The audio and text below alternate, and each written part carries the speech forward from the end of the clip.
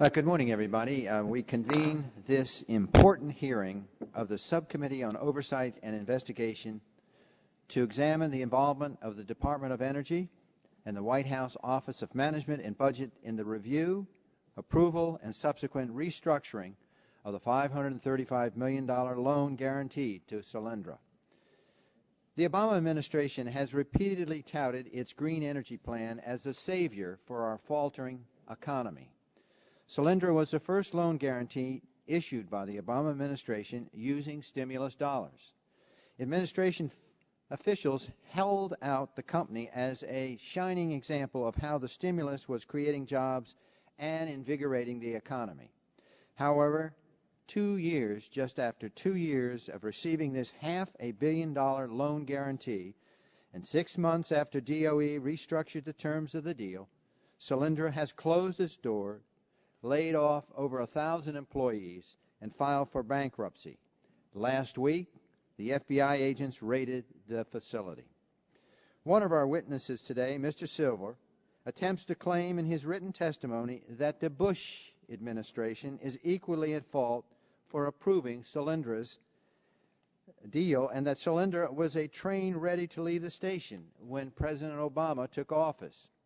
But in reality, on January 9, 2009, at the end of the Bush administration, the DOE Credit Committee voted against offering a conditional commitment to Solyndra, saying that the real deal was premature and questioning its underlying financial support. Only after the Obama administration took control and the stimulus passed was the Solyndra deal pushed through. We have been asking questions for almost 7 months about this deal. We have gathered documents from the Department of Energy. In a party line vote, the committee was forced to subpoena OMB in July in order to get even basic information showing their role in the Solyndra deal. Now, committee Democrats have questioned the basis of our investigation and actually have accused the committee of engaging in a fishing expedition and abusing our subpoena power. But what the committee's review of these documents clearly show is that we were right all along to ask questions about this loan. It should not take a financial restructuring, bankruptcy, an FBI raid for my colleagues on the other side of the aisle to put politics aside and join us in our efforts. The documents demonstrate that when DOE was reviewing the Solyndra guarantee in 2009, it was well aware of the financial problems the deal posed.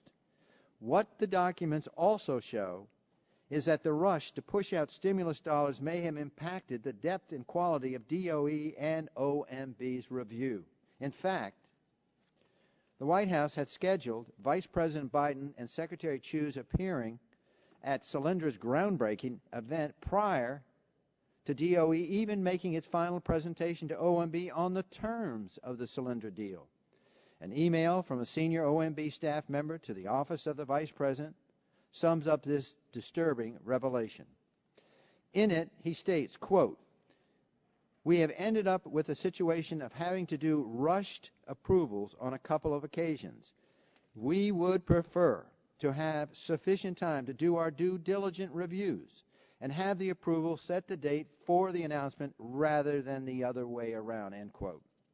Only 6 months after the loan closed, Solyndra's financial problems became increasingly severe. In March 2010, an independent auditor issued a report stating, quote, "The company has suffered reoccurring losses from operations, negative cash flow since inception, and has a net stockholders deficit that, among other factors, raises substantial doubt about its ability to continue as a going concern," end quote. Nonetheless, President Obama visited Solyndra in May and proclaimed, quote, "The true engine of economic growth will always be companies like Solyndra," end quote. Just 1 year after the loan closed, Solyndra was almost out of cash. In late fall of 2010, DOE began negotiations with Solyndra and 2 of its main investors about restructuring the loan in order to keep the company afloat. Under the restructuring agreement, Solyndra's private investors were given priority over the government with regard to the first $75 million recovered in the event of liquidation. Documents reviewed by the committee staff raise serious concerns about whether this deal was better for the taxpayers. These concerns are spelled out in an email between OMB staff in late January 2011, which notes that, quote, while the company may avoid default with a restructuring, there's also a good chance it will not. At that point, additional funds would have been put at risk, recoveries may be lower, and questions will be asked, end quote. So my colleagues, we're here today to ask those very important questions. If Solyndra really is a, quote, litmus test for the loan guarantees program's ability to fund good projects quickly, end quote, as the DOE's stimulus advisor called it in an email to DOE officials, I am very concerned about where the $10 billion DOE that they have left to spend before the September 30th deadline is gone. Taxpayers would be better served by not risking even more of their money, instead using it to reduce our mounting national deficit. Thank you, and with that I recognize distinguished colleague from Colorado, Mr. Gett. Thank you very much, Mr. Chairman. While China's initiatives continue to threaten our nation's renewable energy industry, and while we continue to try to revive our economy, it should be clear to everybody in this room that solar energy development is not a Democratic or Republican issue. It is an issue of securing American energy innovation for decades to come. And so we should have a larger discussion about how government can appropriately support the development of domestic clean energy technologies. As we all know, and as we can tell from the chairman's opening statement, there's been a great deal written in the media about today's hearing, and unfortunately the issue has become very politicized. The narrow purpose of today's hearing is to thoroughly examine the process and decisions surrounding the Solyndra loan guarantee, but we can't help but look at the issue through the larger lens of what our national energy policy should be going forward. And as we think about the broader issues, it's important to see just what happened with the Solyndra loan. Now, the chairman said that the minority opposed this investigation, and that couldn't be farther from the truth. We believe this investigation into Solyndra is important to understand both what happened here and also what our appropriate energy policy is. And furthermore, we never opposed production of any documents. We opposed the subpoena because we believed that the documents were being produced in good time. But having said that, I'm happy that we now have the documents, and I think those documents should be made available to everybody. The documents and briefings that I've reviewed show that the Department of Energy in both the Bush and Obama administrations supported Solyndra's loan guarantee application.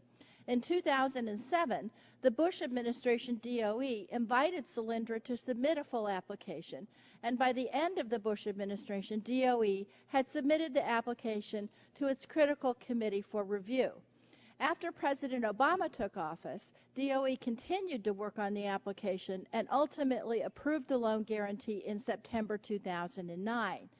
In spring of 2010, a pre-IPO audit of Solyndra raised concerns about Solyndra's viability, and by late 2010, DOE had determined that the company was headed towards default.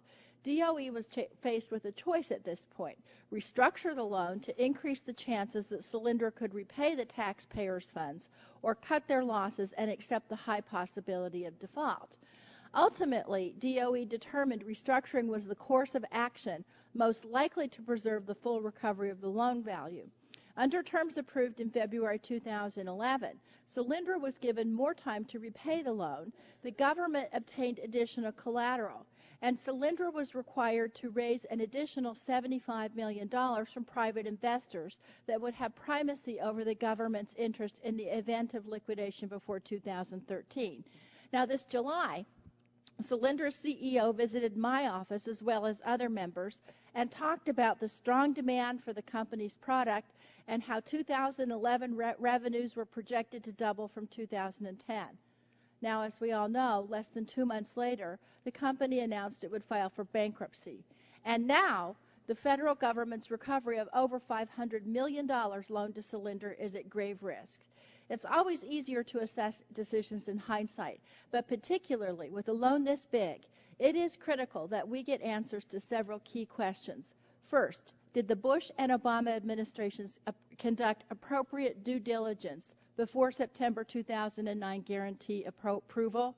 Second, did the Department of Energy sufficiently monitor the financial status of Solyndra after loan disbursements began, particularly as the market forces seemed to be against them? Third, did Solyndra make accurate representations to the government about its financial prospects both before and after approval of its loan guarantee? And when Solyndra's financial situation deteriorated, did the government make the correct decisions about restructuring the loan? And in examining these issues, I want to underscore that we not only lose sight of the policy context for the loan guarantee program that supported Solyndra. This program was designed to help U.S. companies to grow and compete in a global clean energy market in which countries like China and others are providing a wide range of incentives and support for domestic industry. Even if we conclude that bad judgments were made on the Solyndra loan, we've got to continue to work hard to develop and implement appropriate policies that give American clean energy investors the support they need to make the U.S. a market leader in the future, and also that protect the U.S. taxpayer. These are critical decisions. Ranking Member Waxman and I have asked that the Solyndra CEO and CFO be called, and I believe that's going to be happening in short order, because I'm perplexed how they could be in my office in July telling me things were looking better and filing for bankruptcy 2 months later. With that, Mr. Chairman, I yield back. The gentlelady mentioned in her opening statement about the documents we've been reviewing. Would she consider a unanimous consent request that all those documents be made part of the record? Yes. So ordered. With that, we recognize the distinguished full chairman of the Energy and Commerce Committee, the gentleman from Michigan, Mr. Upton. Well, thank you, Mr. Chairman. In 2009, Solyndra was the first company to receive a DOE energy loan funded with stimulus dollars. Just 2 years after getting $535 million in taxpayer money and being touted by President Obama as a model for how the government's 10-year venture capital program in green technology should work, the company has filed for bankruptcy and been raided by the FBI. We're starting to look at the DOE loan guarantee program and Solyndra's deal in February. Some question the basis for this investigation, and after 4 months of wrangling with the administration to produce relevant documents, the committee was forced to issue a subpoena to OMB. I think Solyndra's recent bankruptcy filing and last week's FBI raid clearly showed that the committee was more than justified in its scrutiny of the deal. Pursuant to our oversight functions, we have an important responsibility to pursue answers regarding the use of taxpayers' money. Our investigation raises several questions about whether the administration did everything that it could to protect taxpayer dollars. Why did the administration think Solyndra was such a good bet? Why did the administration push ahead with restructuring the Solyndra guarantees this year when some in the government voiced serious concerns about the commercial viability of the company? Why did DOE and OMB allow the government to be subordinated to the private investors in apparent violation of the law? I look forward to the testimony of Mr. Zeitz from OMB and Mr. Silver, Executive Director of DOE's Loan Program Office. I want to know what the Solyndra failure means for the loan guarantee program. Was Solyndra just one bad bet by an administration rushing to claim credit for the first loan guarantee, or is it the tip of the iceberg? DOE has closed over $8 billion in loan guarantees to other green tech companies, and it has about $10 billion left to spend in the next few weeks before the September 30th deadline. If the administration was so wrong about Solyndra after 9 months of due diligence, how can it possibly exercise the proper controls when doling out another $10 billion in the next couple of weeks? In this time of record debt, I question whether the government is qualified to act as a venture capitalist, picking winners and losers in speculative ventures and shelling out billions of taxpayer dollars to keep them afloat. We began this investigation to shine a bright light on a program shrouded in secrecy and uncertainty. New details are coming to the forefront today about who decided to allocate billions in taxpayer dollars and where and why. This is important information, and the public has a right to know how their hard-earned dollars are being spent. But it's not the end of our inquiry. The answers we have turned up so far spark additional questions, and I'm committed to pursuing this investigation and conducting rigorous oversight of the loan guarantee program and its recipients. Hope the administration and our friends on both sides of the aisle will share our commitment to getting answers. Yield to the gentleman from Texas, Mr. Barton. Thank you, Chairman Upton. I think this is a litmus test of how this subcommittee is going to work together to investigate something that obviously needs to be investigated.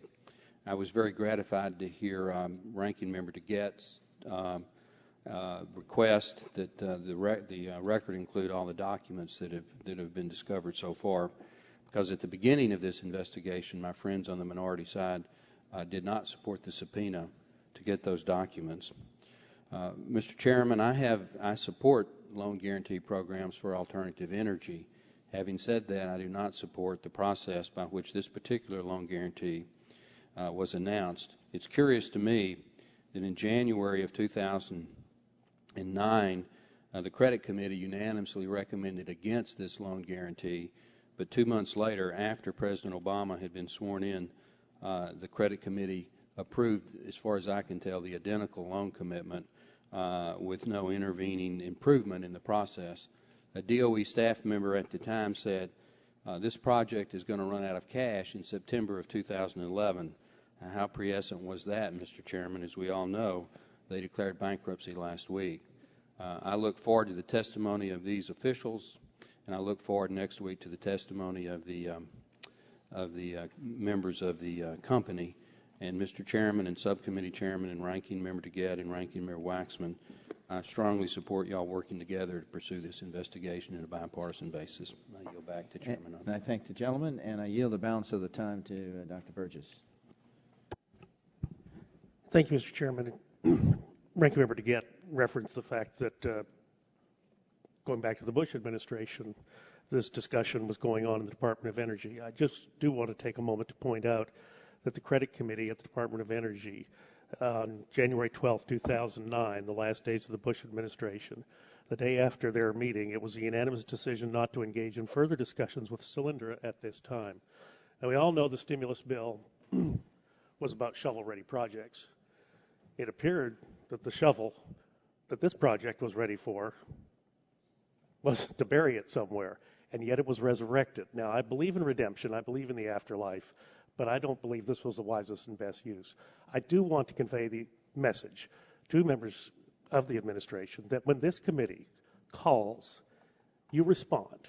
When we ask for documents, you produce them. When we schedule a hearing, you show up. We are a co-equal branch of government. We have a responsibility to protect the people's money as well, and it does not appear that those interests were followed, and unfortunately, now the taxpayer is going to suffer. I yield back the balance of my time. Gentleman yields back. The distinguished ranking member, the gentleman from California, Mr. Waxman, is recognized. Thank you, Mr. Chairman. Today we're holding a hearing on the loan guarantee provided by the Department of Energy in 2009 to Solyndra, a U.S. solar panel manufacturer. And this is an important hearing. Taxpayers have over $500 million at risk as a result of Solyndra's bankruptcy. We need to understand what happened, who should be held accountable, and how we can avoid future losses.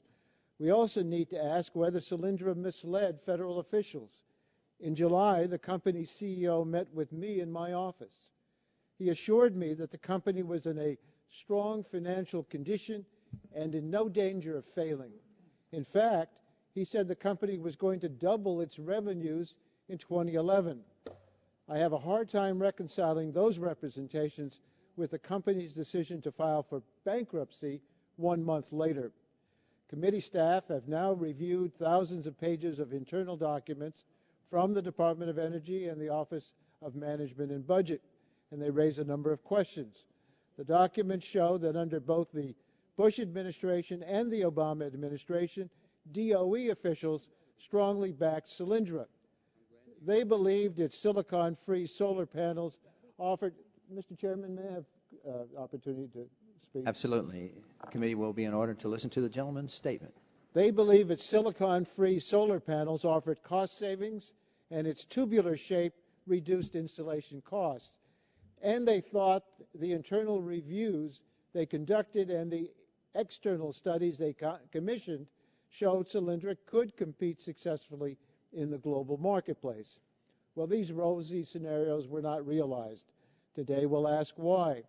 Is the reason unforeseen developments in the global marketplace, as Solyndra and DOE argue, or is the reason sloppy or inadequate vetting, or worse yet, corporate malfeasance? By late 2010, both DOE and OMB knew Solyndra was facing difficulty meeting its loan obligation. This triggered a vigorous internal debate about what the government should do to protect the taxpayers.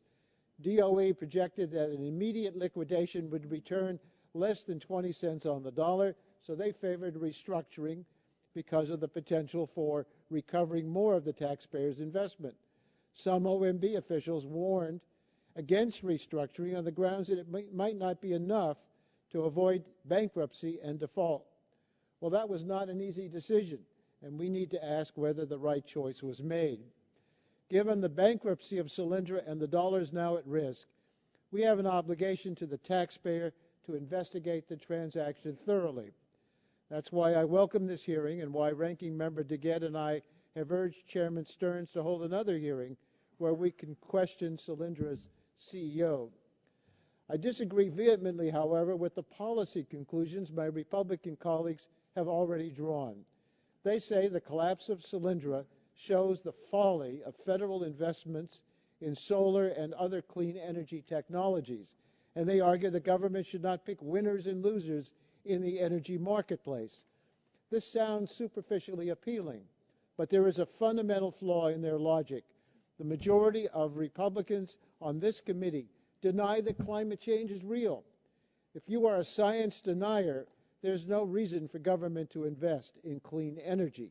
It's ironic that at this very moment in Washington, CEOs of a number of corporations, including Bill Gates from Microsoft, Mr. Immelt from GE, Norm Augustine, former Lockheed Martin chairman, Chad Holliday, Bank of America, Tim Soso, CEO of Cummings, are all here representing American Energy Innovation Council, and they are calling for major new investments in alternative energy and renewable energy so that we don't fall behind the Chinese and others who are competing in this area and outcompeting us. If you live in reality, you know the world cannot continue its dependence on fossil fuels, that we are in danger of losing this industry to our competitors, especially China. In the last month alone, 3 U.S. solar manufacturers have declared bankruptcy because they couldn't compete with Chinese companies. This weekend, the business columnist Steve Perlstein wrote in the Washington Post, listening to the Republicans talk about the economy and economic policy is like entering into an alternative universe. He's right. Republicans on this committee oppose putting a market price on carbon emissions. They oppose EPA regulation of carbon pollution, and now they oppose government investment that promote clean energy alternatives. That's an economic death sentence for fledgling clean energy companies that have to compete against both an entrenched fossil fuel industry and heavily subsidized foreign firms. And it's a grievous blow to our future prosperity. Thank you, Mr. Chairman. I thank the gentleman, and with that, the opening statements concluded, and I ask unanimous consent that the written opening statements of the members be introduced into the record. Anyone who wishes to do it. Without objection, the docket will be so entered. To our witnesses, you're aware that the committee is holding an investigative hearing, and when doing so has had the practice of taking testimony under oath. Do you have any objection to taking testimony under oath? The chair then advises you that under the rules of the House and the rules of the committee, you are entitled to be advised by counsel. Do you desire to be advised by counsel during your testimony today? No. In that case, if you would please rise and raise your right hand, I will swear you in. Do you swear the testimony that you're about to give is the whole truth and nothing but the truth, so help you God? You are now under oath and subject to the penalties set forth in Title 18, Section 1001 of the United States Code. We are welcoming you to give a 5-minute summary of your written statement.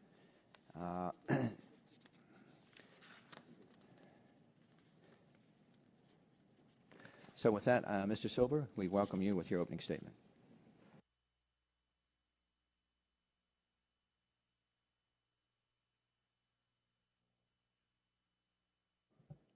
Thank you, Chairman Stearns, Ranking Member DeGette, and members of the subcommittee. My name is Jonathan Silver, and I'm the Executive Director of the Loan Programs Office. I joined the Department of Energy and took this position in November of 2009. In 2005, recognizing that there was a systemic shortage of private debt financing for innovative clean energy projects, from renewables to clean coal to nuclear power, President Bush signed bipartisan legislation that established the Title 17 loan program. The program was specifically designed to support next-generation energy projects, which involve technology and market risks that private sector lenders often cannot or will not underwrite. Other governments have recognized the value of such programs as well.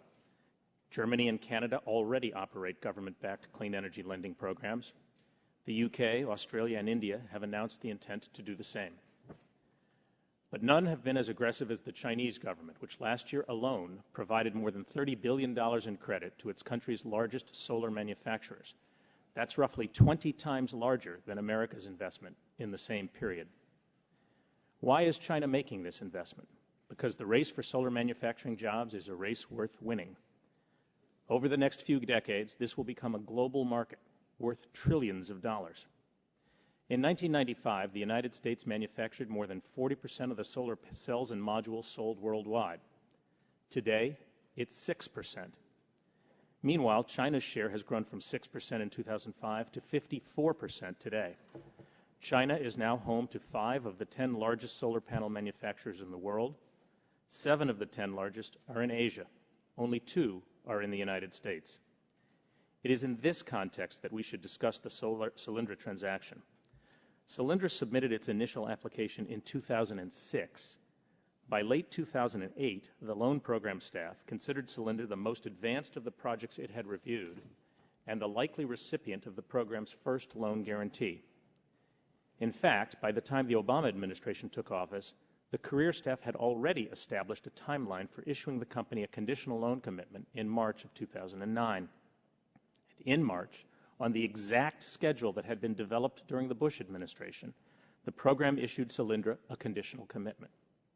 In September, after several more months of additional due diligence and documentation, DOE finalized the loan guarantee. Although I was not at the department at that time, it is my understanding that the transaction went through nearly 3 years of rigorous internal and external due diligence, including reviews by a leading independent engineering firm, the department's own solar experts, and a blue-chip law firm, all before any taxpayer funds were put at risk.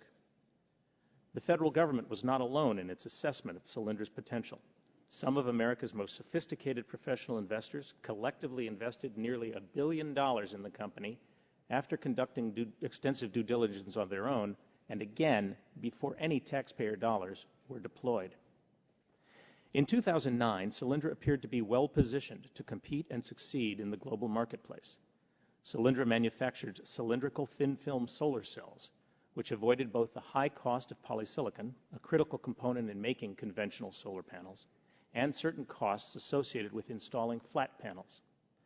But polysilicon prices subsequently dropped significantly, taking Solyndra and many industry analysts by surprise, and providing a significant benefit to several of the company's Chinese competitors. These developments made Solyndra's business model more challenging. The company took steps to respond, cutting costs even as revenues increased 40% between 2009 and 2010 from $100 million to $140 million. Despite increasing revenue, the company ran short of cash and faced imminent bankruptcy without an emergency influx of new capital from its investors.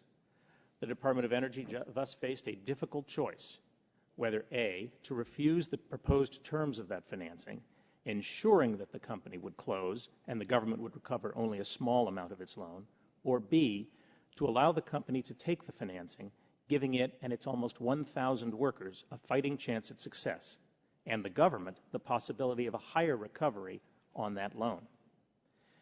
After extensive analysis, both internally and from independent market and financial advisors, and using the same tools and approaches that private lenders use in such circumstances, the department concluded that restructuring the loan gave the U.S. taxpayer the best chance of being repaid. Unfortunately, the changes in the solar market have only accelerated.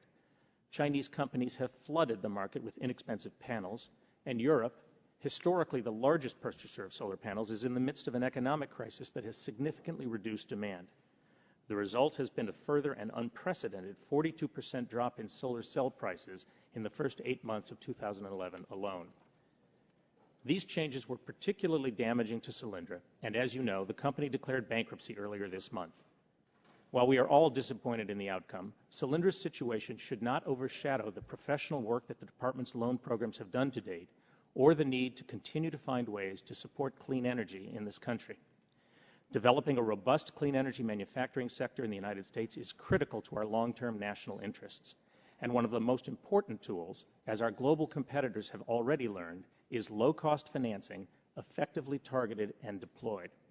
This isn't picking winners and losers. It's helping ensure that we have winners here at all. We invented this technology, and we should produce it here. The question is whether we are willing to take on this challenge or whether we will simply cede leadership in this vital sector to other nations and watch as tens of thousands of jobs are created overseas. The administration believes this is a battle we must fight and win. Mr. Chairman, I thank the members of the committee, and I look forward to answering your questions. Thank you, Mr. Mr. Zeitz. Chairman Stearns, Ranking Member DeGette, members of the subcommittee, thank you for inviting me here today to testify on OMB's role in the implementation of the Department of Energy's Loan Guarantee Program. The DOE Loan Guarantee Program, authorized by Congress in Title 17 of the Energy Policy Act of 2005, is a key part of the administration's efforts to promote economic growth and create jobs across the country and to jumpstart the clean energy economy. As you know, OMB engages in general oversight of the programs being executed by federal agencies. Therefore, OMB has been an active participant in interagency discussions about major milestones in DOE's implementation of Title 17, helping to ensure they're consistent with the statutory framework and administration policy.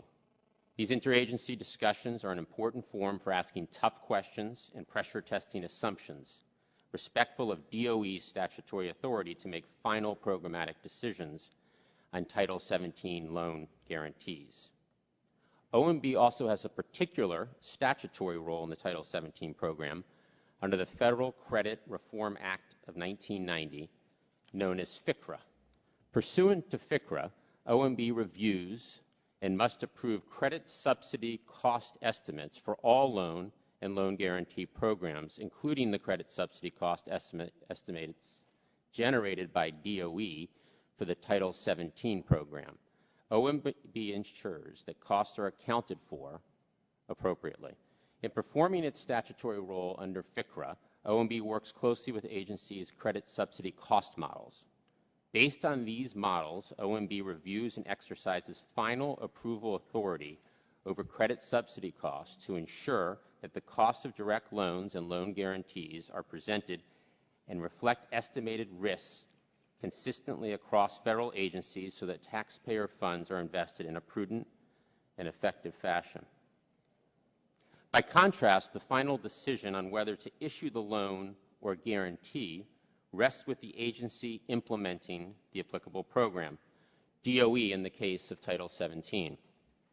In the Solyndra loan guarantee, OMB's approval of DOE's proposed credit subsidy costs was conducted in August and September of 2009. While I was not directly involved in this aspect of the transaction, what I have learned since indicates that the approval process reflected a thorough examination and analysis of DOE's calculation of this estimated cost. OMB staff addressed with DOE a series of specific questions about its analysis.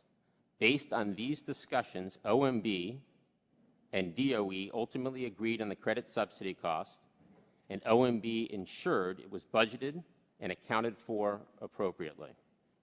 The loan guarantee was then issued in September 2009. In February 2011, DOE undertook a restructuring of Solyndra's debt in light of the acute financial troubles the company was experiencing. OMB's statutory role in the restructuring transaction was the same as its role in the original transaction, to ensure that the credit subsidy cost was appropriately accounted for, consistent with OMB's responsibilities under FCRA. OMB worked closely with DOE to understand the specifics of the proposal before making a cost determination. DOE ultimately provided information and analysis to OMB to show that the loan was in an imminent default and that the restructuring proposal was expected to be less costly to taxpayers than other options, including liquidation. OMB determined that DOE's analysis was reasonable and reflected the information as it was understood at that time. Since then, a challenging global solar market has continued to affect a number of solar manufacturers, including Solyndra. The company's recent announcement that it was suspending operations and filing for bankruptcy is without a doubt a very unfortunate outcome, and one that will limit the government's recovery of funds loaned to the company. Congress designed the Title 17 loan guarantee program to fund innovative clean energy projects that might not otherwise receive the necessary capital for deployment. The program envisions that while some of these projects might not succeed, others will contribute to the country's ability to achieve its clean energy goals. OMB will continue to work diligently with DOE to help make the Title 17 program a success and to ensure that the costs associated with the inherent risks in the program are budgeted and accounted for to protect taxpayers' interest. Mr. Chairman and members of the subcommittee, I'm pleased to answer any questions you have. I thank the gentleman, and I'll start with opening questions, and they're directed to you, Mr. Silver. If you could possibly just answer yes or no. In your testimony, you claim that some of Solyndra's due diligence was done by the end of the Bush administration. Is that correct? Yes, yes, that's all I need. The application was received. Isn't it true, though, that at the end of the Bush administration, a DOE credit committee met on January 9th, 2009, to consider the Solyndra guarantee? Were you aware of that? The credit committee is made up of no, I'm not interested in what. I'm just answering the question. Which met in early 2009 right. to review. Okay, so you agree. That credit committee recommended that the Solyndra loan guarantee be remanded to the Loan Programs Office, stating, quote, the number of issues unresolved make a recommendation for approval premature at this time. Were you aware of the credit committee's meeting when you submitted your testimony to the committee this morning? I was. Okay. I was not, as I said, Congressman, I was not there at the time, but it is my understanding that it was not. It was remanded back for additional data. No, I'm asking the questions. I just need a yes or no. Well, I think he's given an answer. In an email sent a few days after the January credit committee meeting, a member of that credit committee sent an email to his fellow members. In that January 13, 2009 email, he states, quote, after canvassing the committee, it was a unanimous decision not to engage in further discussions with Solyndra at this time. Do you understand that the credit committee in the Bush administration essentially decided that the due diligence was not complete at this point? No, Mr. Chairman. In fact, the credit committee that you are referring to, as I said, made up of a group of career professionals, is also exactly the same credit committee that then approved. Oh, I understand that, but the point is, what I just quoted to you is the truth. Isn't that correct? That quote is accurate? I haven't seen that email, sir. Okay. I wasn't there at the time. Well, you can assure it is. And the DOE should quit talking with Solyndra. That was the recommendation. Now, Mr. Silver, in your testimony, you stated that regarding Solyndra, quote, much of the extensive due diligence on the transaction was conducted between 2006 and the end of 2008. I'd like to bring this information to your attention. Isn't it true that the Loan Programs Office didn't hire its first federal employee until August 1st, 2007? I'm not aware of that, but that sounds about right. If you don't know, we can provide this information. We provided it to the committee staff through a PowerPoint presentation. Now, by the end of 2007, isn't it true that the office had only 8 federal employees? Again, I don't know the exact numbers. So who was doing all this extensive due diligence that you keep talking about in 2006 and 7 at the loan program? Well, sir, the department, if you'd like an answer to that question, the department is made up of 115,000 working professionals, including about 70,000 scientists, a number of whom are solar experts. But So the DOE Credit Committee was the responsible authority for approving the credit of Solyndra. No, isn't it actually, all okay? Technically, sir, the credit committee actually simply reviews a transaction and recommends it for approval. I think we've established they did not think they should go ahead. Isn't it also true that during that time period, DOE was reviewing the 140 or so applications that it received in response to its first solicitation? How did DOE have time to do extensive due diligence on Solyndra from 2006 to 2007, like you indicate? That baffles us. If you'll give me a moment to explain, I think I can. The 2006 solicitation resulted in 143 submissions. The loan program staff and others at the department reviewed those for eligibility, which is a thinner review than the full due diligence, and recommended 16 applications to file a full application. 11 did so. Solyndra was one of those, and the department conducted due diligence on all of those 11.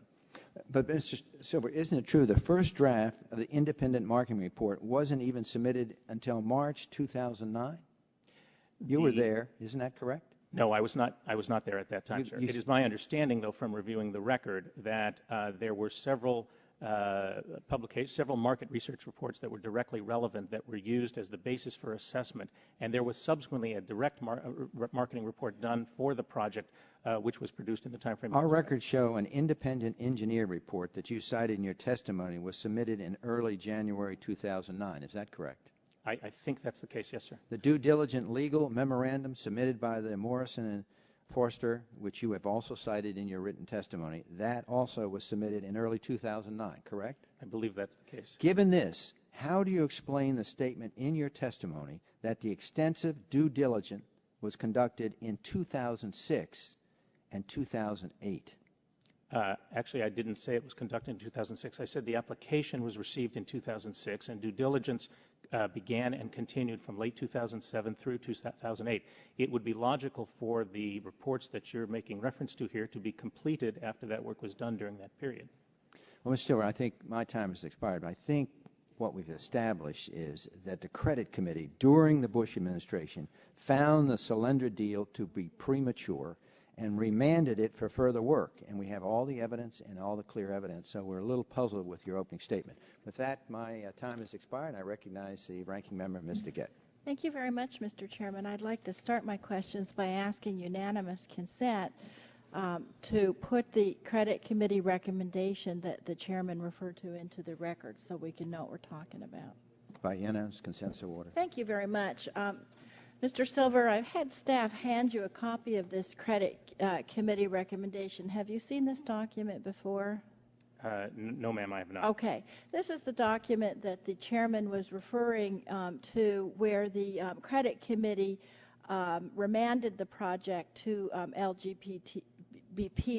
They denied the application and they remanded it for more information. That's the thing the chairman was referring to. And it was also the information that he had up on the screen. It was from this memo. Now, as I read this document, it says, while the project appears to have merit, there are several areas where the information presented did not thoroughly support a finding that the project is ready to be approved at this time. And then it lists 4 areas that it says need to be supplemented. Do you see that? Yes, ma'am. And then at the bottom it said the credit committee is appreciative of the hard work done by the origination staff, but believes the number of issues unresolved makes a recommendation for approval premature at this time. Do you see that? I do. And then it concludes, therefore, the committee, without prejudice, remands the project to the LGPO for further development of information addressing the issues outlined above, correct? Yes, ma'am. So this document's not a complete denial of the application. It's remanding it for more information, correct? Not only is it not a complete denial, it would be typical of a credit committee in both the public and the private sector to perform its function in exactly this way if they believed additional data. And was that data eventually developed and submitted to the DOE? The data that was requested. The data was additionally developed, and the summary of that data was represented to the credit. And subsequently, in March of 2009, the application was approved, correct? Yes, ma'am. And was that data submitted as part of that application, this data that was requested? Again, I wasn't there, but it is my understanding that that was the case. Okay, thank you. Now, I wanted to ask you a couple of questions about what kind of policies and incentives that we need to have in the United States to promote competitiveness in the clean energy market. This is what you talked about in your testimony. In your written testimony, between what you said was between 1995 and 2010, the share of photovoltaic cells and panels manufactured in the U.S.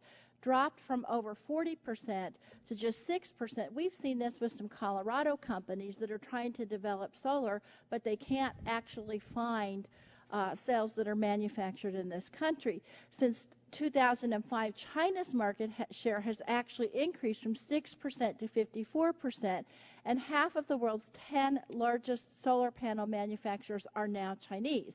So the question I have is, what does that tell us about the state of play in the solar manufacturing industry?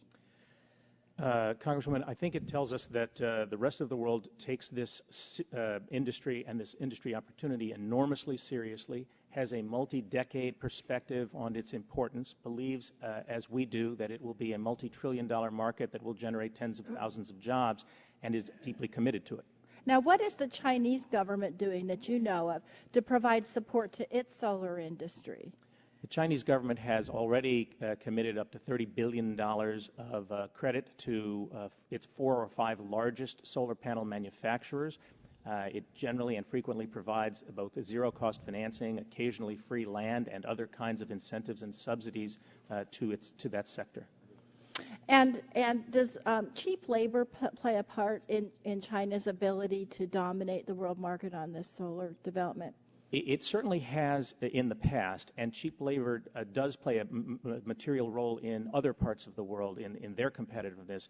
Increasingly, however, the challenge is becoming one related to government support for the industry itself, financial. So it's not as much cheap labor as capital that the Chinese government is providing, in your view? Access to inexpensive debt capital, yes. Okay. So based on your experiences at DOE in the private sector and your understanding of initiatives like other governments like China, do you really think it's worth us having policies like this Title 17 loan program and other policies to support solar, or should we just walk away from it altogether as a government? I can't imagine a scenario in which we would willingly as a country walk away from what will be undoubtedly one of the largest, if not the largest industries in the world over the next several decades. Well, do you think, though, that there's any way we can actually compete? Yes, we have an incredibly strong, innovative workforce. But what we've got to be able to support not only innovation at the R&D level, we also have to be able to support commercial deployment. Without commercial deployment, we cannot continue to recognize the benefits that come from innovation. So, irrespective of the details of the Solyndra case, which are still unfolding to this date, you think that these kinds of loan support programs are important to development of a U.S. solar energy and jobs. Is that right? I think they're critical. They are only part of the fabric of what is necessary, but they are critical. Now, Mr. Pronounce your name for me. Zeitz. Zeitz. Mr. Zeitz, I wanted to ask you, because you talked about this Title 17 funding, and there are a number of other projects that are receiving it, I believe over 40. Has it worked in other projects? Is it working in other loan situations? Well, the program is, as you know, relatively new, so loans have recently closed for the most part, and we have every reason to be optimistic that the portfolio as a whole will perform. And how large is the portfolio as a whole? I defer to Jonathan on specific numbers. I think you have a good estimate in what you said. Thank you very much. Thank you, Mr. Chair. The gentleman from Texas, Mr. Barton, is recognized for 5 minutes. Thank you, Mr. Chairman. Just for the record, are you two gentlemen career civil service employees, or are you political appointees? Political appointee, sir. Political appointee. Both, okay. Chairman Stearns alluded to this, but I want to follow up a little bit. While President Bush was still in office on January the 9th of 2009, the Credit Committee, which is a part of the Department of Energy, I believe, did recommend against going forward with the Solyndra loan. Less than 2 months later, on March the 12th of 2009, the Credit Committee conditionally approved the loan. First of all, is that factually correct? The timeline is correct, sir. The credit committee, the first credit committee that met, did not reject the loan. They remanded it back for further analysis. But your timeline with respect to the two credit committees is correct. The individuals that are on the credit committee, are those political appointees or civil service? Civil service. Okay. Were the two credit committees identical in their makeup? I believe that to be true. So the same people in the same agency, to use your terminology,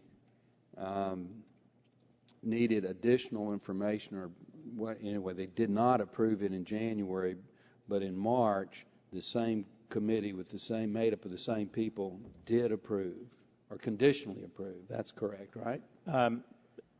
No, sir. Technically, the credit committee does not approve a conditional commitment. The credit committee recommends a transaction for approval, which is then further reviewed by a group called the Credit Review Board, the CRB. Okay. And well, they put up, instead of putting up a red light, they put up a green light, or at least a yellow light. They indicated that the initial questions that they had raised in the first meeting had been addressed. And right. Now, what changed in the intervening period? Additional due diligence was conducted, Specifically, what changed? Well, as I say, additional due diligence was conducted. Well, specifically, what additional due diligence? Additional market research was developed. And is that available, and does the committee staff have it? I believe the committee staff has it. We have turned over over 35,000 pages of materials. But for purposes of this hearing, under oath, you're saying that what changed is additional information that wasn't available in January became available in the intervening period. Is that correct? Additional due diligence was done by the... Additional due diligence doesn't cut it. Okay? We need, you know, a $500 million that was not supported in January under the Bush administration was supported, conditionally recommended in March. We know that one thing changed is that the president changed. We know that changed. I'll be happy to get back to you, sir, with additional information. But due diligence is a generic term. Well, it is a generic term, but it covers very specific things, particularly research on market conditions, financial conditions, technical. Is it possible that one of the things that changed was a political influence? I don't believe so, sir. I wasn't there, but there's no indication in the record. Nobody commented to the White House that this project should go forward. There were no supporters of the president that stepped forward and had meetings, and there were no White House officials that encouraged people at the Department of Energy to this was all done under a bubble top and purely on merit. Well, sir, I can't speak to that because I wasn't there, but what I will say to you is that the loan program career staff that did the work in 2008 under a Republican-appointed CFO continued to do that work under the same individual who was a carry. Well, let me ask one final question because my time is about to expire. Is it typical of a loan guarantee that a project, one, gets $500 million, and two, that $500 million is 2/3 of the cost of the project, and three, that the federal obligation is subordinated to private sector capital, which is a direct violation of federal law? There is no typical, sir, in answering that because every project financing is different and depends on the size, structure, and the technology being. So if myself and Mr. Scalise and Mr. Gardner and maybe for good measure Mr. Markey and Mr. Dingell put together a deal and asked for $500 million, it's acceptable for this under this program it to be approved? Well, sir, if you had a legitimate project that went through... I think we could have a legitimate project that wouldn't go bankrupt within 2 years. If you had a project that met the criteria of the solicitation and was deemed to be eligible and went through technical, legal, financial, regulatory, and other kinds of due diligence and was deemed to be a potential process, then perhaps yes. Okay. Thank you, Mr. Chairman. Thank you, gentlemen. The distinguished ranking member, Mr. Waxman, is recognized for 5 minutes. Thank you, Mr. Chairman. As I understand it, in 2005, the Congress passed the Loan Guarantee Program. We did this on a bipartisan basis because we wanted to move forward with these enterprises that would give us renewable and alternative energy rather than continue our reliance on fossil fuels. The idea of a loan guarantee is that we want them to borrow the money, but we know there's an inherent risk in a new startup. Isn't that correct, Mr. Silver? Yes, sir. When Congress set up the program, it set it up specifically to compensate for the lack of debt financing for innovative energy and recognized the inherent risks in that by providing credit subsidy, which is essentially loan loss reserve. Then no one wants to go and invest in the market in a solar energy or wind power or anything else unless they know it's really going to return their investment and give them a profit. So the government has decided we will help these groups get started because it's important for our nation to move to alternative energy. I agree with that, and I would only add one caveat. We don't actually start these companies. The private sector does. In the case of Solyndra, almost $1 billion of private equity had gone into this company before the government made its loan, and all of the transactions that we work on have very, very significant private capital behind them. I was taken aback by the figure that between 1995 and 2010, the share of photovoltaic cells and panels manufactured in the United States dropped from 40% to just 6%. At the same time, just since 2005, China's market has increased from 6% to 54%. So half of the world's largest 10 solar panel manufacturers are now Chinese. And we would like to be able to compete as well. I gather in your answer to Mr. Gett is one of the reasons that China is outmaneuvering us is that the government is putting a lot more money behind their solar energy industry than we're doing. Is that right? Yes, sir. As I said, China has committed at a minimum $30 billion from the China Development Bank and another several billion. And that's 20 times more than we're providing by way of any subsidies or loan guarantee. At least, because there are other subsidies and incentives that the Chinese government provides as well. Well, who would be against such a thing? Well, I'll tell you who would be. Entrenched fossil fuel industry wouldn't like this. This is competition for them. And I think that's playing a part in some of the reactions that I'm hearing.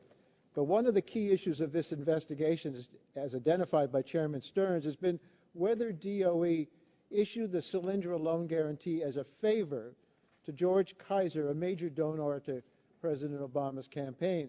These are serious allegations. Mr. Stearns said the administration gives, quote, some of this money out to people who are either contributors or strong supporters, end quote. And he implied that the Solyndra loan decision was based on political favoritism. Before asking you about these allegations, I'd like to get a bit of background on this loan guarantee. My understanding is Solyndra applied for this loan in 2006 when Bush was president. That's correct, sir. And the DOE invited the company to submit a full application of the program in October 2007. Yes, sir. And in December 2008, DOE documents outlined the Solyndra loan as one of the 3 highest priorities of the next 45 days, and all this took place during the Bush administration. Yes, sir. Now, in fact, a January 5th, 2009 email to a DOE official, John Scott of Solyndra, said, quote, we think that a public announcement would acknowledge the hard work of the existing administration and the appointees in DOE and the LGPO, as well as benefit Solyndra's fundraising efforts for the equity contribution, end quote. And in this email, Mr. Scott was talking about the Bush administration.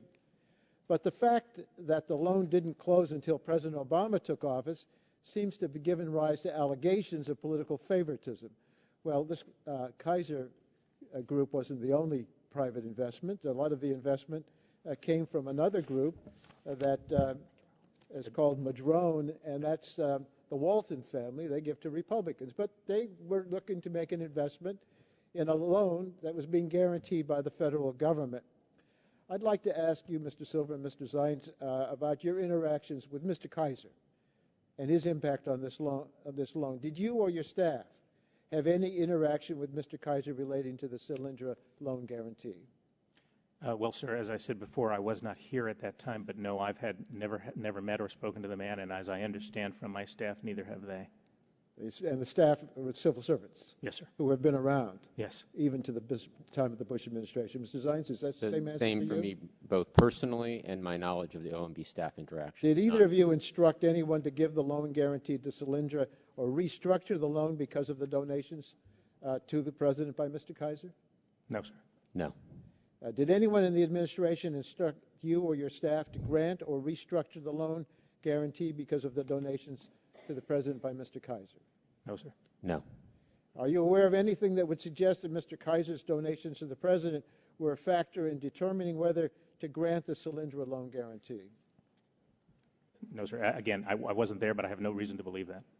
I was not actively involved, but have no reason to believe that. Can you assure us that the Solyndra decisions were made on the merits and that there was no favoritism shown towards Solyndra for any reason? It is my understanding that that's correct. My understanding is the same. Our chairman has made some serious allegations. I think the real question before us is whether the vetting was done appropriately and whether it was done based on full representation by Solyndra about their economic viability. And I don't think we ought to use this failure of this particular guarantee to discredit what is an important loan guarantee in order to move to be able to compete in this area with China and to move our country away from dependence on fossil fuel. Thank you, Mr. Chairman. Thank you, gentlemen. Dr. Burgess, gentleman from Texas, recognized for 5 minutes. And I thank the chairman. And I'll agree with Ranking Member Waxman. We do want the availability of solar at the retail level in this country. I look forward to the day where I can reduce my electricity bills by putting some type of solar panel on my roof or in my yard. But have we advanced that vision of the future with the activities that have occurred in regards to this case, and in particular the jurisdictions for which you two are responsible for, the Department of Energy and Department of the Office of Management of the Budget, which does have the responsibility for direct oversight. Now, Mr. Zeitz, in your testimony to us today, you talk about pressure testing, I believe, when you were talking about the interagency discussions, an important forum for asking the tough questions, and pressure testing assumptions. Well, let's think about that for a moment. There are a lot of emails that have now been produced to the committee staff, and in going through those, we keep coming up against the notion that there was pressure, all right, but this was a pressure cooker. This wasn't a pressure test. This was, we got to get this thing out the door because we've got a groundbreaking, and it might involve a trip by the president or a satellite appearance by the vice president. So, yeah, there was pressure, but it was pressure applied in pushing this thing out the door. In retrospect, was that the wrong kind of pressure to apply? Are there specific emails that you're referring to? I'd be happy to do. Did I get a copy? Were we providing him a copy of those emails? I think we are. I don't want to reference anyone's name because that's not appropriate. Mr. Chairman, if I could be provided a copy of those emails, that would be helpful. Well, We'll do it. We'll do it. I'm Be just glad looking to do it. top line at the dates here. These are all available. They appear to be on the August time frame, where I'm not, to the best of my knowledge, an author of any of these emails or actually even on any of these emails as I was not actively involved. So I will comment, but I don't know the intention of any specific email.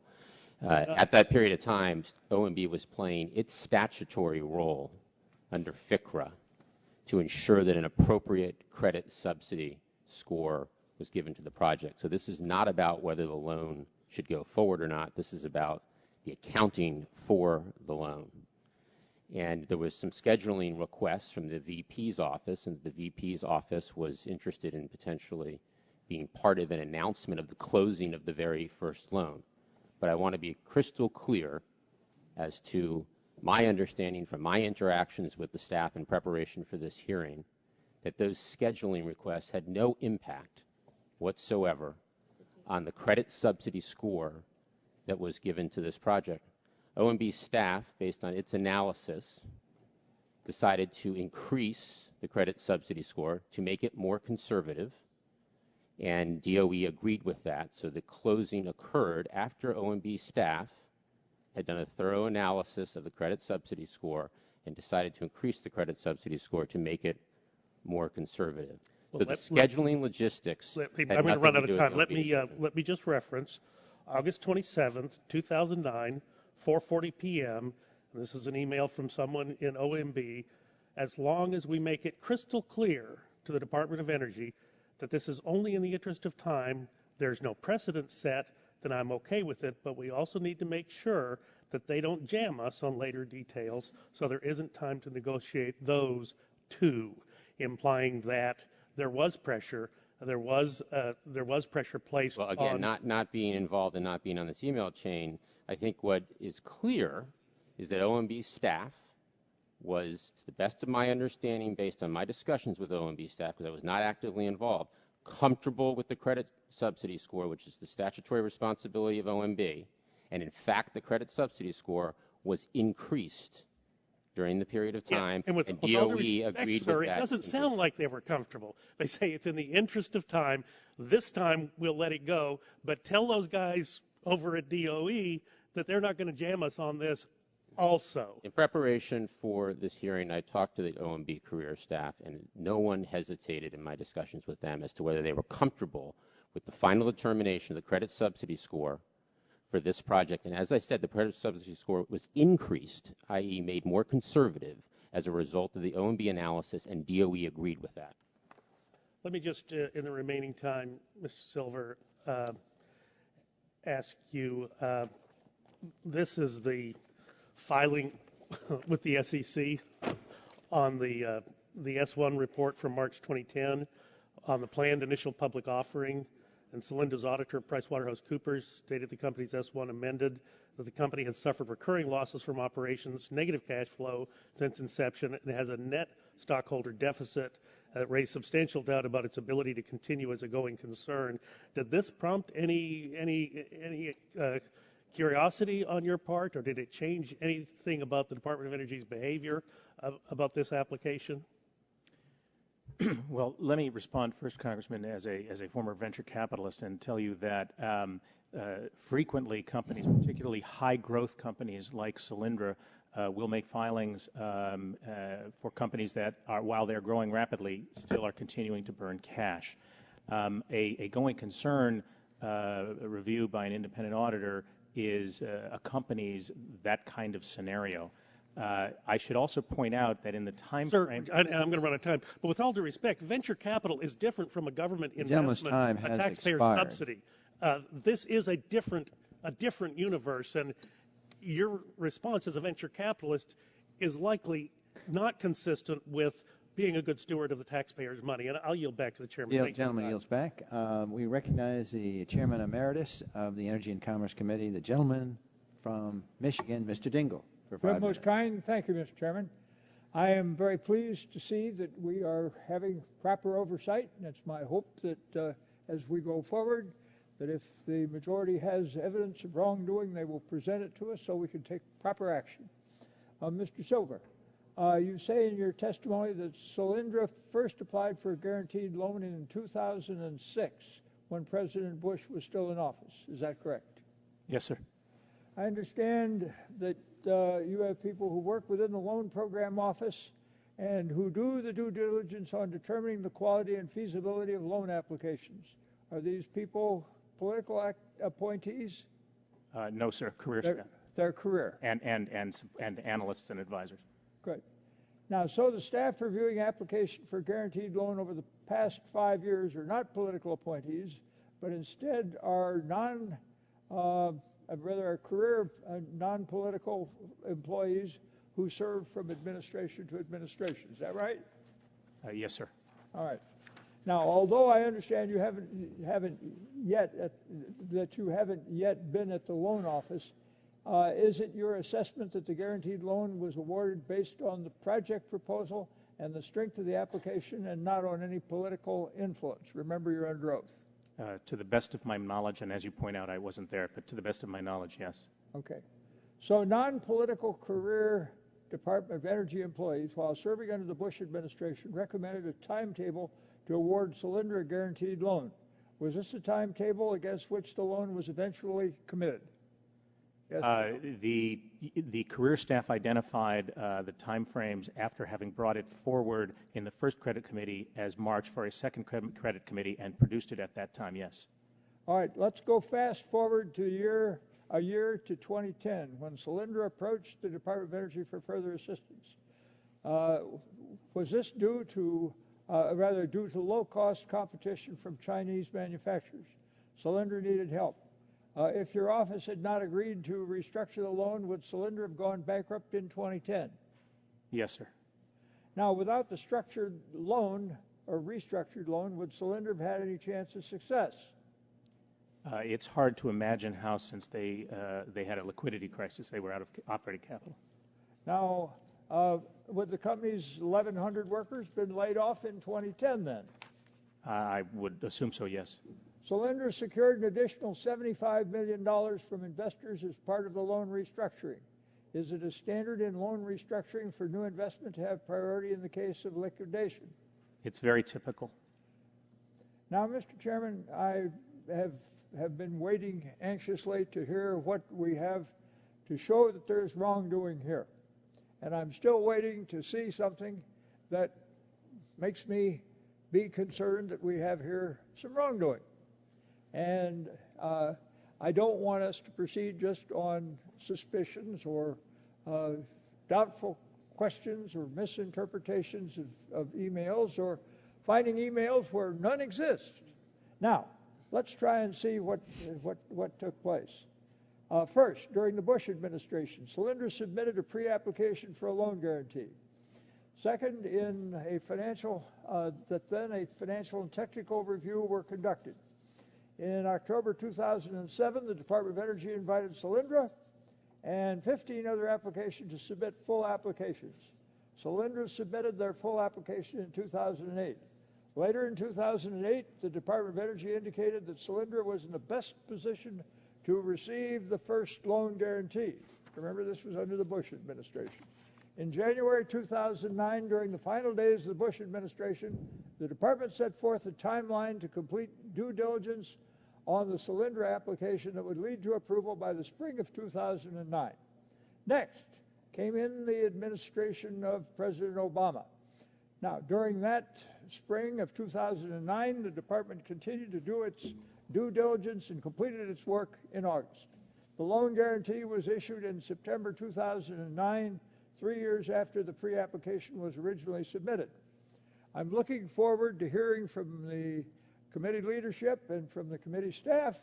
Is there anything in the record to suggest this proposal was rushed through or that improper consideration was given or that there was any improper or illegal pressure or political activity which might have led to us being where we are today?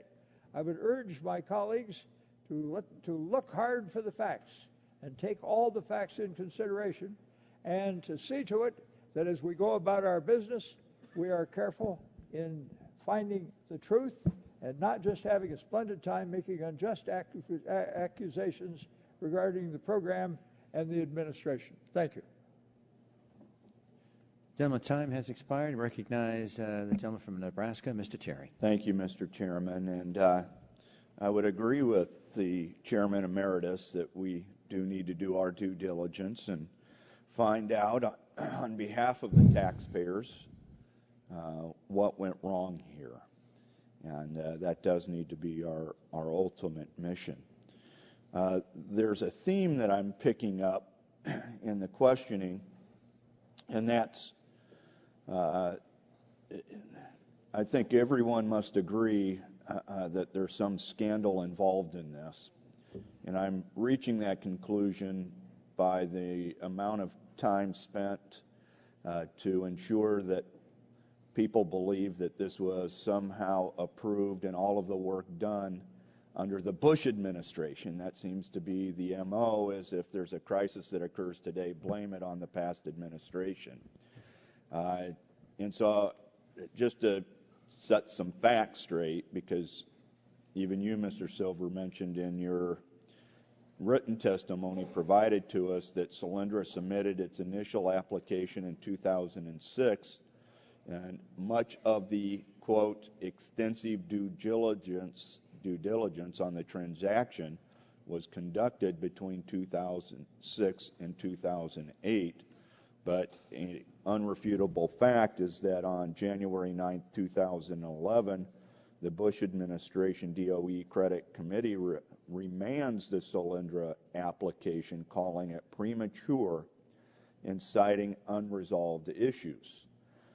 So it seems to me that not all of the quote-unquote extensive due diligence was on the transaction was conducted between 2006 and 2008, but that the Bush administration said very specifically that the application required much more due diligence. Then you said, Mr. Silver, if I'm correct, that you said in 2011 more due diligence was done that led to the approval. Is that a correct statement? I believe you mean 2009, Congressman? Well, yes. Yes. Additional due diligence, as it is my understanding that additional due diligence was done from the time the initial credit committee remanded it back to the loan program effort through to the next credit committee, which met subsequently in March. And during that time, additional work on market research and legal and technical matters and other kinds of things that would normally make up the responses to the questions that the credit committee had asked were developed and answered. Now, then after the president was inaugurated, an email from a DOE staffer states that we're approaching the beginning of the approval process for Solyndra again. So the work continued on the application, correct? Yes, that's my understanding. Now, what we would like to know is, Mr. Waxman was going down this path, so I'm going to follow up on his questions. He asked it in a way that made you responsible for assuming motives of other people. I'm just going to ask you point blank. After you started in your role at DOE, or in your role, did you receive any communications from a White House employee, personnel, Carol Browner, Rahm Emanuel, anybody, regarding the Solyndra loan? You mean in yes or no? After what period? When I joined? Yeah. No, when I joined, you had no communications from anyone at the White House. The Solyndra loan was closed in September, sir, and I arrived in November. What about the restructuring time period? Well, the restructuring occurred approximately a year later, was largely conducted on a staff-to-staff basis. There were interactions. Was there interactions then? If you're denying that you received any communications directly from the White House to you. No, what I'm trying to describe to you. That's my question, so please answer my question. Did you receive during your time there any communications from anyone from the White House regarding the Solyndra loan? That's an easy question. It's either yes or no. And it actually has an easy answer. We work regularly on this transaction and every other transaction with our interagency colleagues at OMB and at the NEP. I said White House. I'm not sure what distinction that is. We work with the OMB, Oh, really? Treasury, and How about NEC. you want me to start naming individuals? Carol Browner and her staff. Well, Did you receive any communications? I think the question's fairly clear in your... It is, and what I'm saying, the answer to... Mr. Silva, you're under oath, and he's asked you a question, yes or no? The question is, do we interact with elements, with different agencies? And the answer to that question is yes, extensively. I did not say different agencies. I said well, and White different individuals House. in those agencies. We work. Okay, so you did receive communications directly to you from somebody in the White House. I don't recall who would have been involved directly. What I can tell you is that the discussions around these transactions, as Mr. Zeitz referred to, are conducted on a career staff to career staff basis, working to develop the transaction. So once again, have you received any communications regarding the Solyndra loan from anyone from the White House? Well, I mean, Mr. Zeitz and I have talked about it, for example.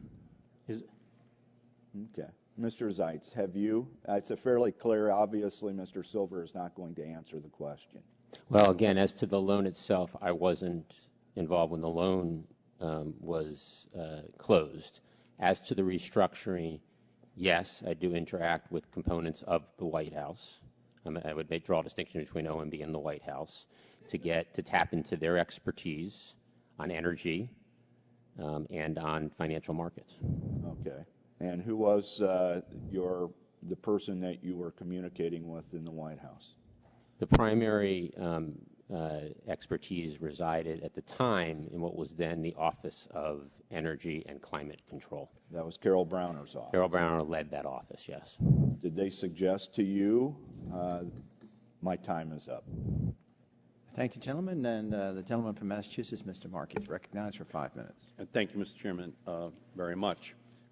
I'll just note, first of all, that if you want to waste American taxpayers' dollars, let's talk about the oil industry at record high profits, getting $41 billion worth of tax money from taxpayers. And secondly, if you want to talk about loan guarantees, the Southern Company has received a loan guarantee 15 times larger than Solyndra. And if we're going to re-examine whether or not that's a good investment after Fukushima, after the earthquake near the North Anna plant, let's have that hearing, because I think that money is in jeopardy if you're really concerned. That's 15 times larger. We know we'll never have a hearing on the oil industry or the nuclear industry in this committee. This is all part of an agenda here that deals with the solar industry, the wind industry. So let's go back in time here, Mr. Silva. It's back in 2009. You're looking at this loan guarantee. What does the market look like for solar? Well, although I wasn't at the Department of 2009, I do have a point of view on the solar industry then. Polysilicon prices were extraordinarily high, and the cost, what they call balance of systems costs of putting conventional solar paneling on roofs, which involves penetrating the roofs as well, was very, very expensive. So the Solyndra technology, which had received a lot of attention during that period, was particularly innovative because it addressed both of those key problems. In general, you're not providing this financing to Fortune 500 companies. You're providing them to companies that are largely startups with innovative technologies to ensure that we are in this marketplace. Is that not correct? That is, Congressman, and with the added addition that the companies themselves are required to raise substantial amounts of capital, and Solyndra had already raised many, many hundreds of millions of dollars. Now, when these loan guarantees were being provided, at any time did your agency or any part of the federal government project a 42% drop in the price of solar panel prices in an 8-month period? Well, not only did they not project the 42% drop this year, but between 2008 and now, that price has dropped about 80%, and most analysts were surprised by that.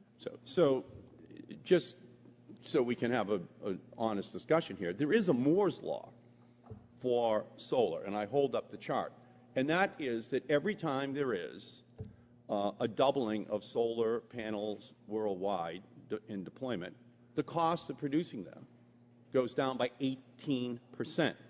And that phenomenon has become very predictable. Now, in 2011, so we can see the forest for the trees, the Chinese funded $20 billion for 4 solar companies in 2010. And we've seen in the first 8 months of this year a 42% collapse in the price of these solar panels. Was that foreseeable in 2009? It was not, although China's commitment to this was increasingly clear, and actually I believe, Congressman, that number is closer to $30 billion. Did anyone in the marketplace predict a 42% drop in the price of these solar panels in 2011? I can't speak for every analyst out there, but certainly many, many professionals following the industry were surprised. We're surprised. Now, let's go to the marketplace at large. Evergreen went bankrupt this year in the United States. SpectraWatt went bankrupt.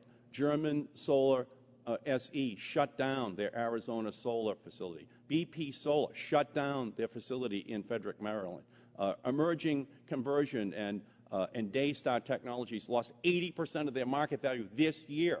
This 42% drop this year is as a result of the Chinese intervention in this marketplace. This was not knowable in 2009. This was not knowable in 2010. This was a market intervention. Now, if the Republicans think that, like Johnny Carson's Karnak, that there's an envelope, with the answer in it that was available in 2009, they're kidding themselves. We're in a race. We're in a global race here. And we are doing our best to make this case to the Republicans on this committee.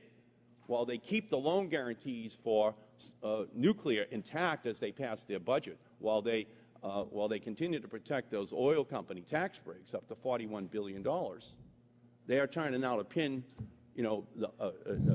on a collapsing market here in the United States on something that really is related to the fact that we're not focusing upon the Chinese intervention into this marketplace. So I just hope that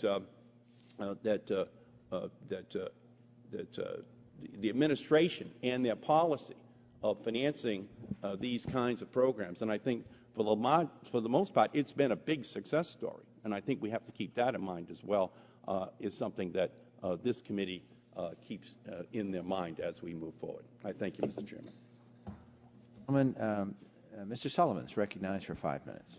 Thank you, Mr. Chairman. I appreciate you holding this.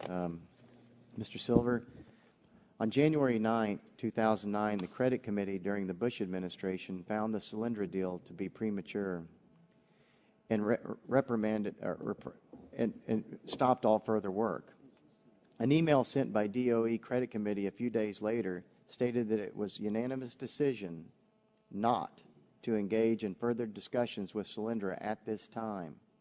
And yet, on January 26, 2009, after the Obama administration came in, a DOE staffer notes in an email that DOE has decided to restart the approval process for Solyndra. What prompted this decision?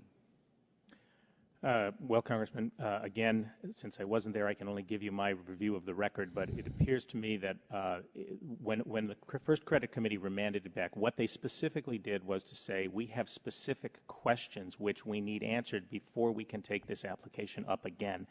The career staff in the Loan Programs Office then went to work answering those questions, and when they had been resolved, brought the transaction forward again.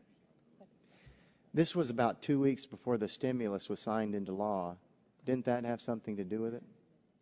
Not to my knowledge, no. Secretary Chu directed DOE to accelerate the process and deliver the first loan in a matter of months. Is that right? I don't know what the Secretary said specifically, but the Recovery Act certainly had a focus on bringing projects forward quickly. In fact, as you know, Congressman, there is a sunset date of September 30th of this year to get the 1705 projects done. A lot of work has gone into this and other programs to move money as efficiently, effectively, and yet as prudently as possible. Solyndra's application was part of Secretary Chu's acceleration process. You know that is right, don't you? I assume that to be true, but again, I wasn't there. So you say yes? I assume that to be the case. What did DOE do to accelerate this process? At this time, the DOE Loan Programs Office was very thinly staffed. Is that right? It depends on your definition of thinly, but yes, there were not very many people there. How many employees did it have? I don't know at the time, sir, but I believe it was between 10 and 20. Did it even have the resources to do the review under the Secretary's accelerated time frame? Yes, remember, the loan programs professionals make use of outside advisors as well. Well, I want to resolve a discrepancy here. You stated that Solyndra was accelerated per Secretary Chu's policy, and yet in your testimony you state that Solyndra proceeded, and I quote, on the exact timeline that had been developed under the Bush administration. Which is it?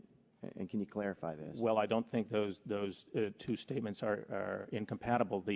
The career staff in the Loan Programs Office I identified the March time frame as when they would come back to the Credit Committee when the proposal was originally sent back to them. You mentioned earlier when I just came in that you're private equity, or you worked on Wall Street, or what did you? A bit of everything. Okay. So you've looked at businesses and you've seen if they're worthy or not. In that capacity, would you lend $500 million to this company? And the information. I am by training and background both a venture capitalist and a hedge fund investor, but I'm in no position really to second guess, having not been there, what the transaction was that occurred. What I can tell you is this: extensive due diligence was done across multiple years on all of the relevant characteristics that would go into a typical project financing. Okay. If we could look at slide 10. Could someone pull that up?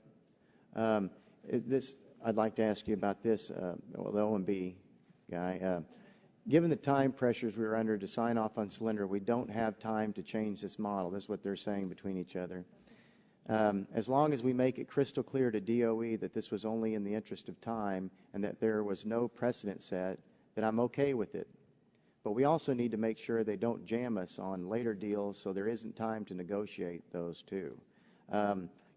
This was on August 27th. Biden was to do an appearance very soon after that. The stimulus was done on September 4th.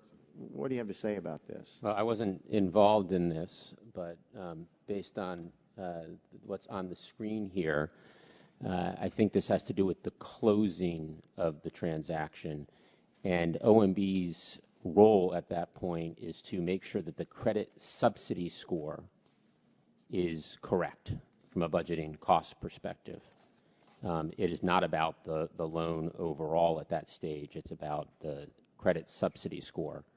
And my understanding, having talked to staff in preparation for this hearing, is that staff was very comfortable and had no hesitation as to its final determination of the credit subsidy score, which, as I mentioned earlier, the credit subsidy score has actually increased as a result of OMB's analysis, and DOE concurred with that. So the credit subsidy score was made more conservative in that period of time as it was signed off in preparation for closing of the loan. Well, she said there was a problem with the model, and do you think that's a problem in giving out? Again, not having been there, not knowing the author's intent, what I can tell you is in preparation for this hearing, I've talked to OMB career staff, and there was no hesitation that they expressed to me as to whether the final credit subsidy score was indeed one that they were comfortable with. And it was increased as a result of the OMB analysis, and DOE agreed with that increase. Well, the Solyndra gentleman's time has expired. Thank you, Mr. Chairman. Ms. Christensen is recognized for 5 minutes. Thank you, Mr. Chairman. I want to also just thank our ranking members for insisting that we hear from the Solyndra officials. It's important that we get the fullest picture, especially since my reading of the testimony suggests that DOE and OMB appear to have done adequate due diligence, and that part of the collapse of Solyndra, at least, appears to be due to forces beyond their control. Nevertheless, the subcommittee has the responsibility to determine all the facts and apply relevant lessons learned going forward. But I also think it's important that we accept that innovation always carries some degree of risk, and also important that we not use the failure in this instance or even others as an excuse to turn away from the pursuit of green energy, a green economy, and the U.S. leadership in this area. So my questions Then let me start with to Mr. Silver. I'd like to ask you to take me through DOE's monitoring system for loans as it existed in 2009, 2010, and how it exists now. I do want to point out that a series of GAO and DOE Inspector General reports dating to the Bush administration have identified problems with management and controls in the DOE loan guarantee program. So it's fair to point out that these programs did not begin with you. Still, it's important to ensure accountability for how this program is run. So the first question, after the Solyndra loan guarantee was first closed in 2009, what mechanisms did DOE use to monitor Solyndra's cash flow?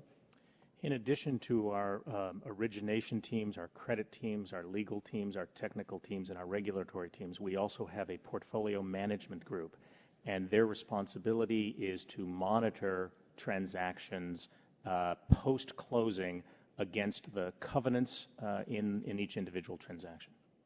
Were there site visits to California? Or? There are regular site visits. How did DOE's practices change when the loan was restructured in 2011? Well, the principal difference was that in addition to picking up certain additional collateral for the loan, we negotiated and took an observer's seat on this particular transaction. Now, I should say, Congresswoman, that that's an unusual thing to do and to have.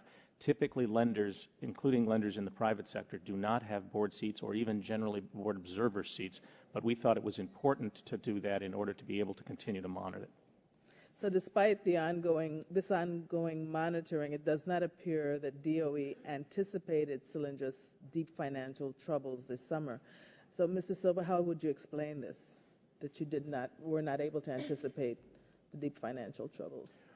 Well, as several members have mentioned, and as I mentioned in my opening remarks, the precipitous price drop of both silicon and panel prices has deeply contributed to that. I should note that we too anticipated that there would need to be, additional support for this company in the out years as it continued to grow, and that was built into the restructuring transaction as well. So I know that Solyndra was raided by the FBI and the DOE Inspector General following the bankruptcy announcement. Do you know why this raid occurred? No, ma'am, I have no idea. I'm not part of that investigation or privy to it. Did Solyndra ever mislead DOE that you know of? Do you have any reason to think that the company was not providing you with all appropriate information? I have no reason sitting here today to believe that we were misled. So what lessons have you learned? Have DOE's loan monitoring practices changed since you began as director of the loan guarantee program in the fall of 2009? Do you anticipate making further changes in response to the loss of taxpayer funds as a result of the Solyndra bankruptcy? Well, the entire program has changed, Congresswoman. When I got there, there were about 35 people. We now have between 180 and 200 people, deep bench strength in each of the areas that I identified. We built out, among other things, an electronic portal which permits applicants to submit electronically, thereby capturing all their data and shrinking the intake time. I might mention as an aside that we won a national award for that software. We built out a complete records management piece, which had not existed heretofore, and we will continue to make additional improvements as we can.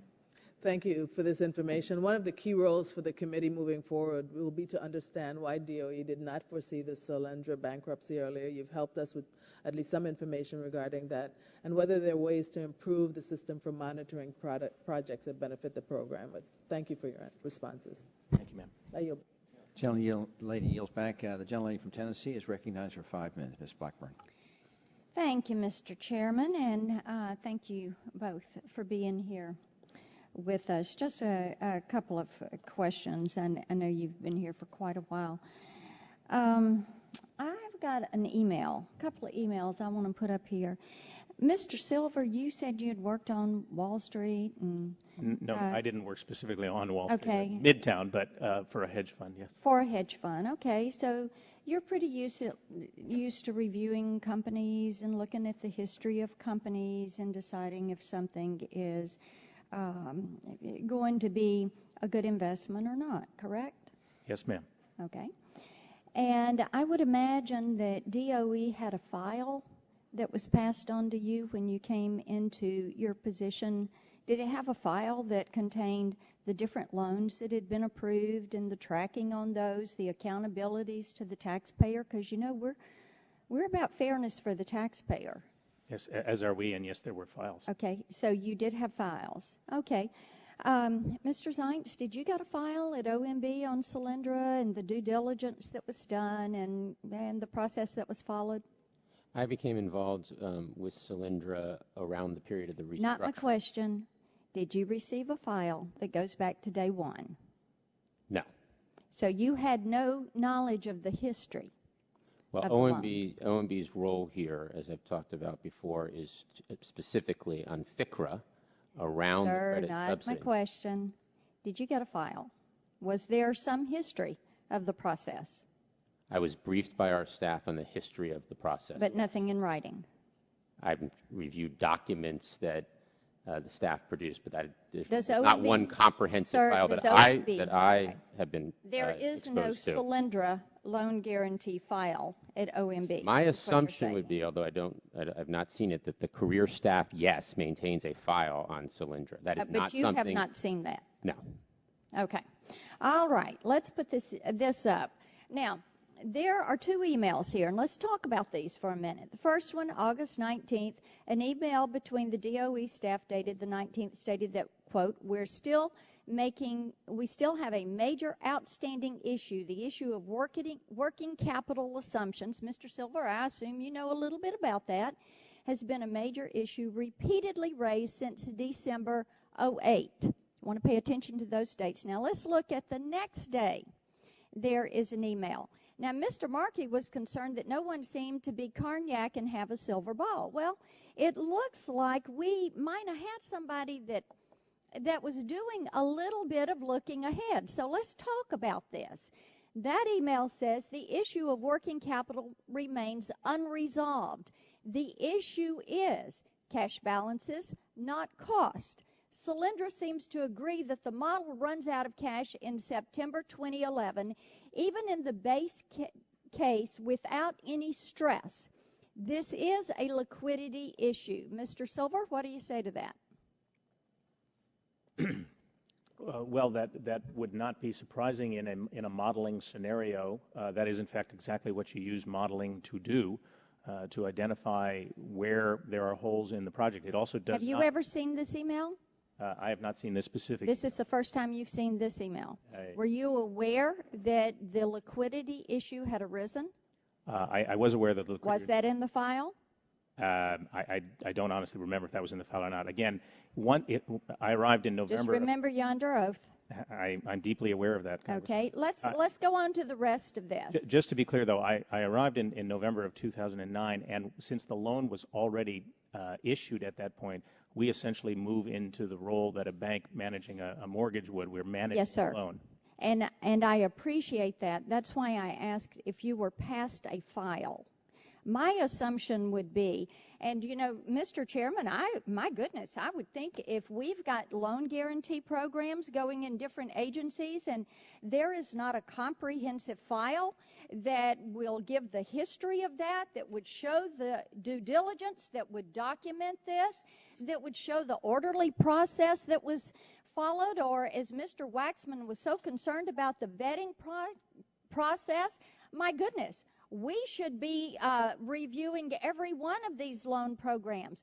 Are they certainly, is OMB not looking at this on a comprehensive basis to make certain that individuals are meeting their timelines, that someone is following this, or are they just sending this money out in droves and nobody is doing the follow-up? So we'll want to do that. Let's look at the rest of this email. And I'm quoting again. How can we advance a project? The witness. And I would let the gentle ladies finish how we their can testimony. advance a project that hasn't funded working capital requirements and that generates a working capital shortfall of $50 million when working capital assumptions are entered into this model. Now, that was the question that was asked. And to all of my colleagues, I just think that, you know, when you look at this and you see that someone at DOE was asking those questions and was looking at that modeling, it should cause us to seek to do a little bit more review and oversight. And I yield back. Gentlelady's time has expired. Ms. Schakowsky is recognized for 5 minutes.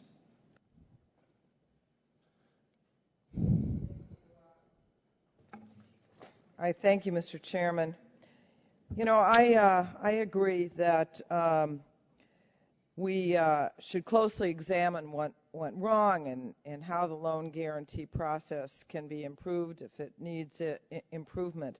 But I am very concerned here that this is an attack on a program that, let's face it, when you invest in various innovative and novel technologies that we need to do, is it not true, Mr. Silver, that there is some inherent risk associated with each of these deals, not with just Solyndra? There is risk, almost by definition, in the identification of the innovation itself, in building out that innovation at scale. There is an old adage that every bank wants to be the first bank to do your second loan. The program is intended to be the first bank to do the first loan. You know, my colleagues certainly, obviously, want to make this a political issue, but they also talk about not wanting to pick winners and losers. And for heaven's sakes, as my colleague said, we are investing right now billions of dollars in oil and gas companies. We're investing, as my colleague Mr. Markey said, in a questionable technology, a risky technology called nuclear. But I want to know that in selecting projects for loan guarantees, what efforts have you taken to ensure that you have appropriately diversified our portfolio? Well, thank you for that question. I want to be quite clear on this. The loan guarantee program does not perceive itself to be in the business of picking winners or losers at all. In fact, the marketplace is the place to do that, and as someone who's come directly from that, I certainly support and attest to that. We don't actually look at projects that have not already garnered or will, as part of the process, attract substantial private capital. In fact, private capital is one of the bedrock requirements for the issuance of a loan guarantee. The question isn't really so much, are we picking winners and losers, because we not only, as you point out, invest across a diversified portfolio. We invest in wind, solar, geothermal, biofuels, and the like. We also invest in directly competing technologies within those sectors because it is the program objective, the program mandate, to introduce a wide range of innovative technologies so that the marketplace, seeing these projects, can then replicate them on their own. And when the markets are in those areas, we exit. But the real issue is, how are we going to pick, if we're not going to if we're not going to be significant participants in this, then how are we going to build these American companies at all? Because China and the rest of the world are spending billions and billions of dollars to build out these industries. You know, a September 2nd, 2011 Forbes article noted that this program should be judged based on its entire portfolio as opposed to one individual loan. I wonder if you could talk about that. Just put this particular loan in context, either one of you. Absolutely. I'm happy to do so.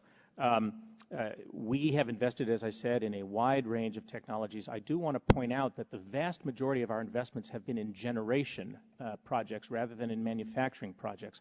And the reason that's important is because generation projects have what are called offtake agreements through PPAs, power purchase agreements, typically with utilities, which means that the power that is being created, the clean energy power that's being created, is already contracted for.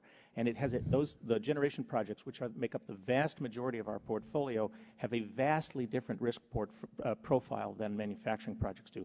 We've actually only done 4 manufacturing projects in the 40-odd projects we've done across the programs.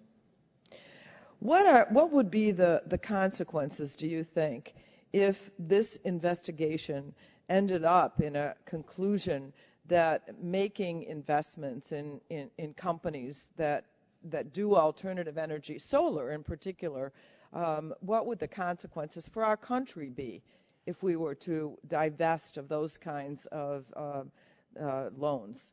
I think the consequences would be profound, and they would be profoundly negative.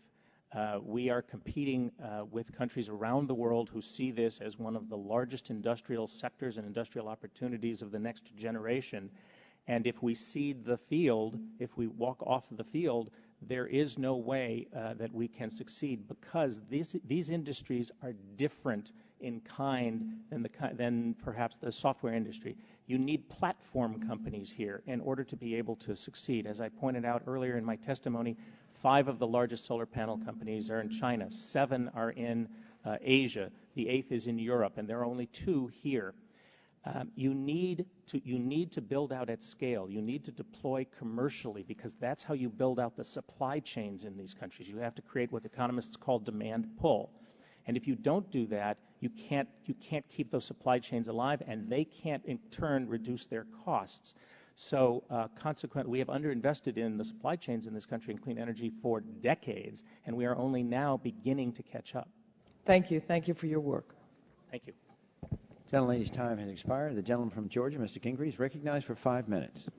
Mr. Chairman, thank you. I first off want to make a statement in regard to a couple of my colleagues on the other side of the aisle comparing Solyndra, this bankrupt company, totally unproven technology, to the Southern Company.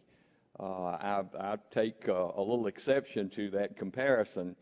Southern Company owns Mississippi Power, Alabama Power, Georgia Power, among others, and employs literally thousands of people, is closely regulated by the Georgia Public Service Commission, has 3 nuclear power facilities, 2 in Georgia, 1 in Alabama, with 5 reactors that have been in production for years. So this loan guarantee to start up 2 additional reactors at Plant Vogtle by the Southern Company, comparing that loan guarantee to this loan guarantee for a company like Solyndra is a little disingenuous. But let me go ahead and start the questioning with you, Mr. Silver.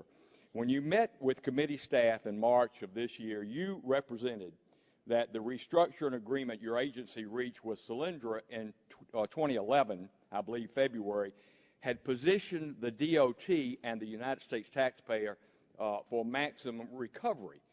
But the company is now bankrupt, and it turns out the government is now in a second position to Solyndra's investors in the deal, those that put up an additional $75 million in that restructuring. Why did the DOT allow Solyndra's investors to be first in line to recover rather than the taxpayer? Under the Energy Policy Act, isn't your number 1 duty to protect the taxpayer funds? It is absolutely one of our essential concerns to focus as much as we can on the security of the taxpayer monies. And that's why we reached the decision we did. A restructuring is always, by definition, a decision among a set of tough choices, because it means, by definition, a company is struggling. The fundamental question that we were trying to answer. Yeah, but let me interrupt you. If you have the legal authority to make those tough choices, the Energy Policy Act of 2005 expressly states that, and I quote, "The obligation or loan guarantee shall be subject to the condition that it is not subordinate to other financing." This language makes Congress's intent seem pretty clear to me, to protect the taxpayers' money. Isn't this exactly what the Solyndra restructuring did? Make the taxpayers' interests subject to other financing. Doesn't the Solyndra restructuring violate the law? Congressman, I'm not a lawyer, but I will tell you that the decision was reviewed by the Loan Guarantee Council, by DOE Council, and by OMB Council. And the conclusion of that analysis was that projects needed to be in the senior secured position at issuance, as indeed this loan was, as indeed every of our loans is. But I will tell you, while not a lawyer, I will tell you as a businessman that if you do not permit restructurings of transactions and the tools required to do that, lenders will be in let me interrupt. I understand that. I understand that in the private sector, and of course you came from the private sector. I think you mentioned earlier involved in hedge fund activity and that sort of thing, and a lot of wheeling and dealing, and that's permitted. But in this particular instance, now you said you received a legal memorandum on DOE's interpretation of the Energy Policy Act, correct? As I said, counsel in the loan program, at the General Counsel of DOE and at OMB all reviewed this matter. Who reviewed the memorandum? Which lawyers? Yes. I'm not sure which on the staff. But it was approved by the General Counsel. You just don't know which lawyer. I don't know which staff lawyers did the work, no, sir. Okay, but it was approved by the General Counsel. It was certainly reviewed. I want to discuss one part of the legal opinion. Will the committee clerk please put the language from the statute on the screen? I believe that is slide number 1. Yeah. All right. Just look at what it says, and let me read it to you because I'm kind of in the corner here and I can't read the monitor. But number 3, subordination. The obligation shall be subject to the condition that the obligation, the loan, is not subordinate to other financing. That's part of the Energy Policy Act of 2005. The DOE legal opinion seems to be based on the use of the word is in the statute. The legal opinion states, and I quote, "The reading of the provision is reinforced by the use of the word is, which we viewed as confirming the intent that the condition be satisfied at a single point in time," meaning you can't subordinate when the guarantee is issued, but you can at restructuring. Is DOE basing its opinion that taxpayers can be second in line to investors based on what the meaning of is? Wasn't DOE tortured interpretation exactly the opposite of that plain language in the statute? I'm not a lawyer, sir. I relied on counsel's judgment on that. You didn't have a very good lawyer, and I think you got bad advice. I yield back. The gentleman from Texas is recognized for 5 minutes. Mr. Green. Thank you, Mr. Chairman, and I have some questions, but I'm shocked that my Republican colleagues be concerned about somebody coming from the private sector to the government payroll. I thought that's what we needed, more folks from the private sector. So, I don't like wheeling dealing either, but it sounds terrible when you hear it. But Mr. Silver and Mrs. Zeitz, I want to ask some questions about that legal basis of restructuring the loan, and if you could put that section back up that my colleague from Georgia had, because that's the series of questions I'm going to ask about. The committee's investigation revealed that there appears to have been 2 major legal questions under discussion at the Solyndra restructuring was going forward. The first, to the extent which the DOE had authority to subordinate the U.S. creditor position to private investors, and the second was whether the restructuring should be considered a modification of the loan. First question, Mr. Silver, what does it mean to subordinate an interest? It means that new capital coming in would be in a prime position on exit, depending on the structure of the exit. I might point out here, Congressman, that typically in a restructuring in which new capital comes in, and you have to ask yourself the very obvious question, why would any new capital come into a troubled situation if they did not come in a prime position? But here, typically in the private sector, and in loans in other federal agencies, the prime trumps other subordinated capital all the way through. In the transaction we structured, we actually were able to ensure that it was only in the event of liquidation that would be a senior position. In the event that the company is sold as a turnkey operation, which is still possible, it will not be in a senior position. Okay.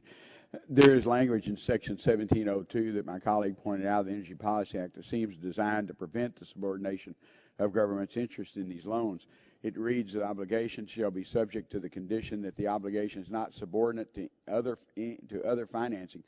But your legal staff determined that there was a legitimate legal basis to subordinate the governor's interest in Solyndra in this case. Can you describe for us your staff's legal rationale?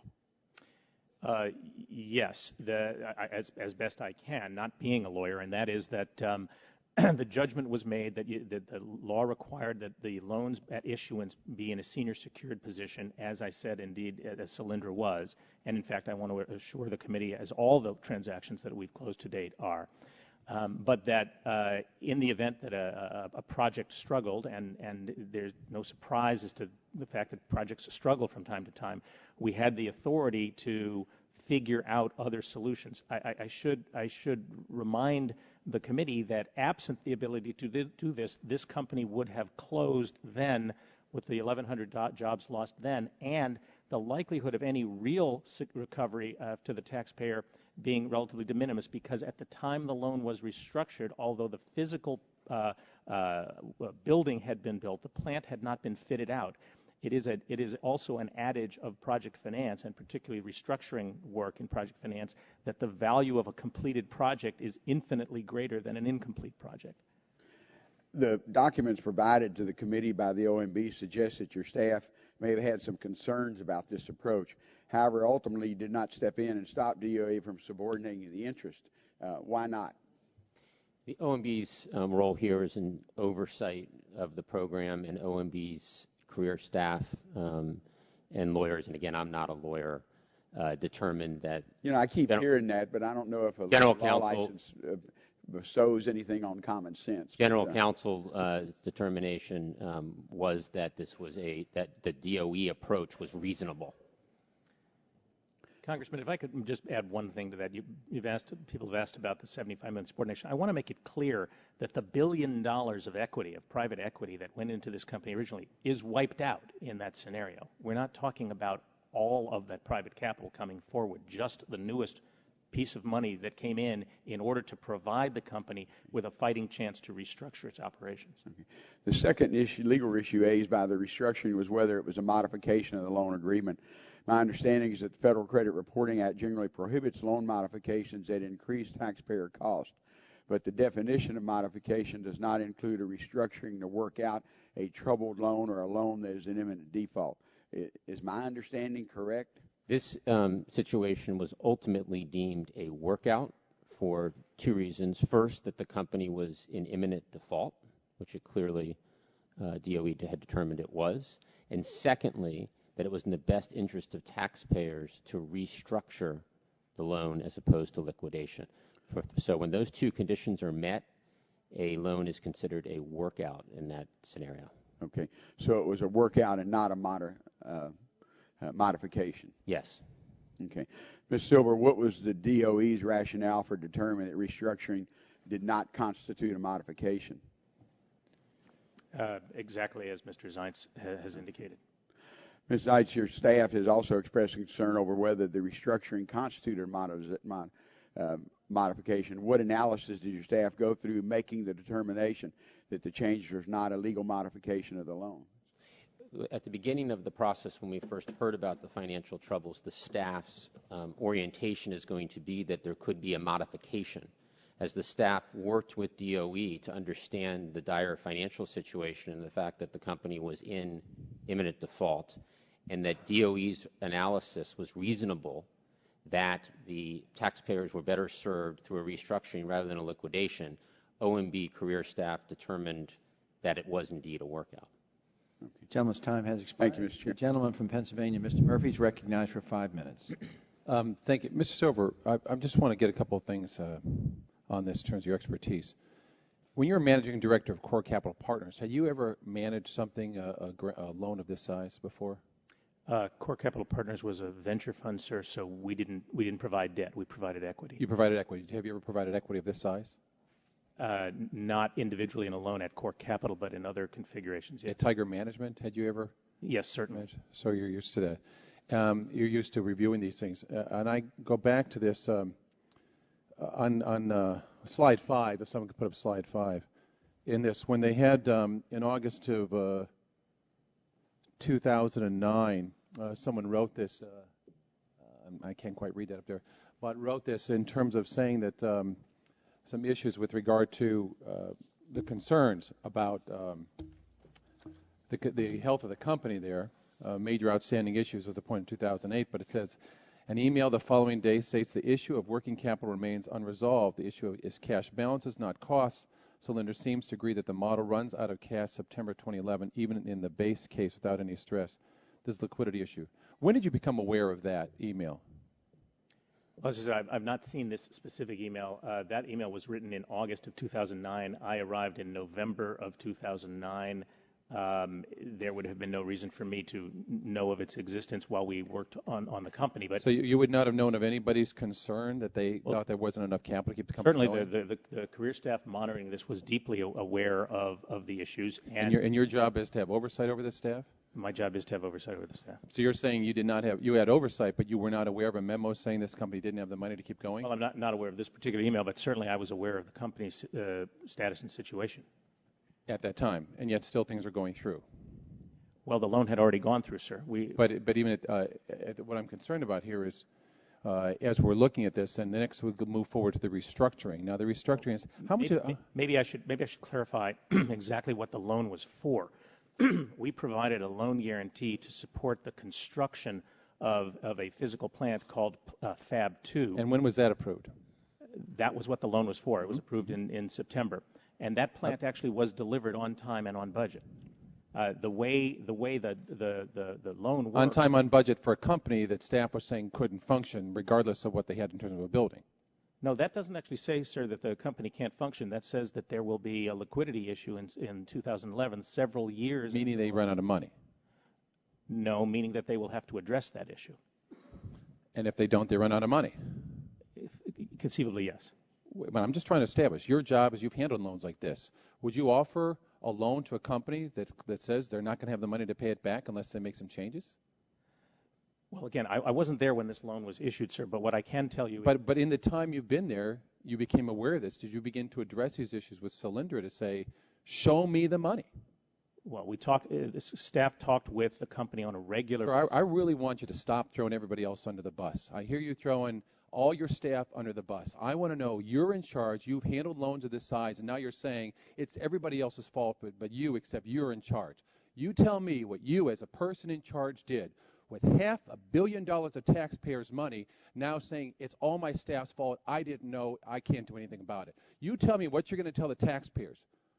Well, we're in the hole for so much money in this country, and you're dealing with this in a very casual, cavalier way.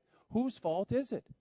Well, sir, first let me say that the 200-odd professionals working in the loan guarantee program are exceptional professionals. And you throw them all under the bus. It's a pretty bumpy ride. But you're the driver, Mr. Silver. You're the driver. And now you're saying this is restructured. And going back to the slide that says the obligation shall be subject to the condition that the obligation is not subordinate to other financing, and now it gets restructured so the taxpayers don't get their money back. The restructuring, any restructuring, Congressman, is based on a binary decision as to what is the better outcome for a recovery, a liquidation, a sale of assets in a moment in time, or a restructuring. Who is it that made the decision that this act passed into law by the federal government was going to not be adhered to? Who made that decision? Well, as I said, it was reviewed by legal counsel for the loan program. So you have no responsibility in this either. So we're throwing him under the bus too? I'm not a lawyer, sir. I rely on counsel. Oh, you're throwing her under the bus too? Did the Secretary of Energy have anything to do with this decision? Or is he under the bus too? Not to my knowledge. So no one's responsible. This is an incredible organization you work for. No one in the federal government is responsible for $500 million of taxpayers' money. This is phenomenal. What do you do for a living? Why do you, if you don't know what's happening, everybody else is to blame. What do we go back and tell our constituents who have to work hard with so many people in this country in poverty, so many people in problems? We're saying, if this federal agency is saying, we don't take any responsibility, it's everybody else's fault. We work to the fullest of our capabilities, Congressman, to ensure that these projects are as de-risked as possible. I understand, but now the taxpayers are on the hook for this. As was pointed out earlier, there are always challenges in investing in innovation, and I should point out that Congress, through the appropriation of $2.4 billion of credit subsidies. When did this company actually get their check? It doesn't work like that, Congressman. They draw against the loan. Exactly, and at any point you could have stopped it when you found out the information that they couldn't exist. And that was under your watch, Mr. Silver. Our transaction, our loan, was for the construction of a physical plant. And at some point when you realized they couldn't function anymore in that physical plant, that's when you step in and take leadership and stop throwing your staff under the bus. I yield back. The gentleman yields back, but a question Mr. Murphy is really asking, should someone be fired, Mr. Silver? Should anybody be fired? Yes or no? The people in the loan guarantee program at the Department of Energy, at OMB, our colleagues at OMB and the like have worked. Okay, so you're saying no one should be fired? I'm saying that we are doing the best job we know how to do. All right. I understand what you're saying. The gentleman from Virginia, Mr. Griffith, is recognized for 5 minutes. Thank you, Mr. Chairman. If we could have slide 1 again. Yes, I am concerned about this situation, but I would point out in paragraphs 1 and 2, it references that no guarantee shall be made unless, which gives some flexibility, but in paragraph 3 of section 1702, it says the obligation shall be subject to condition that the obligation is not subordinate to other financing. Have you read the memorandum of law on this? I have not read the full memorandum, no, but I've been briefed by counsel. Would it shock you to know that if you read it and you pay attention to what's being said, and I have it right here, be happy to give you a copy with my notes on it if you want them, it looks like it's a law school project where you're told to come up with an answer. Here's the question, give me the right answer, defend it the best you can. That's what it looks like, because under this analysis, what it says is that if we close the loan in the morning and at lunch somebody has an epiphany and says, you know what, I think that we should see if we can get some more money from somebody else, and we're going to subordinate that money, and we're not going to follow this paragraph, because it doesn't, there is no line, and in fact somebody raised that issue. The memorandum points out somebody raised the issue, should there be a line between when the loan is granted and possible default? And they said, no, that's not necessary because the law doesn't say that. You can change it any time you want to if the Secretary thinks it's appropriate. Does that make good common sense? As Mr. Green pointed out to you, you don't have to be a lawyer to know good common sense. Does it make common sense that the Congress of the United States, responsible for setting our legislative policy, would say that you are not to subordinate, but under the interpretation of your lawyers, they could subordinate after lunch for a loan closed in the morning? Does that make good common sense to you, sir? Well, Congressman, what makes sense to me is to ensure that we have the tools available to us to do whatever is necessary in a troubled situation to secure the taxpayer's interest. Even if it's in violation of the law, and what common sense would tell you, the common English always trumps legal mumbo-jumbo, and the common English makes it clear you're not to subordinate. But in January, when you were at the helm, your people subordinated $75 million of this money, American taxpayer dollars, to private investors. And part of the deal was they were going to invest more money in August. Isn't that true? That is true. And they did not do so. Isn't that also true? That is true. And when did your observer tell you that they weren't going to invest any more money so that you might have been able to anticipate the bankruptcy? When did your observer tell you that? In late July. And weren't we trying to get information from you all at that time, or was that the other fella?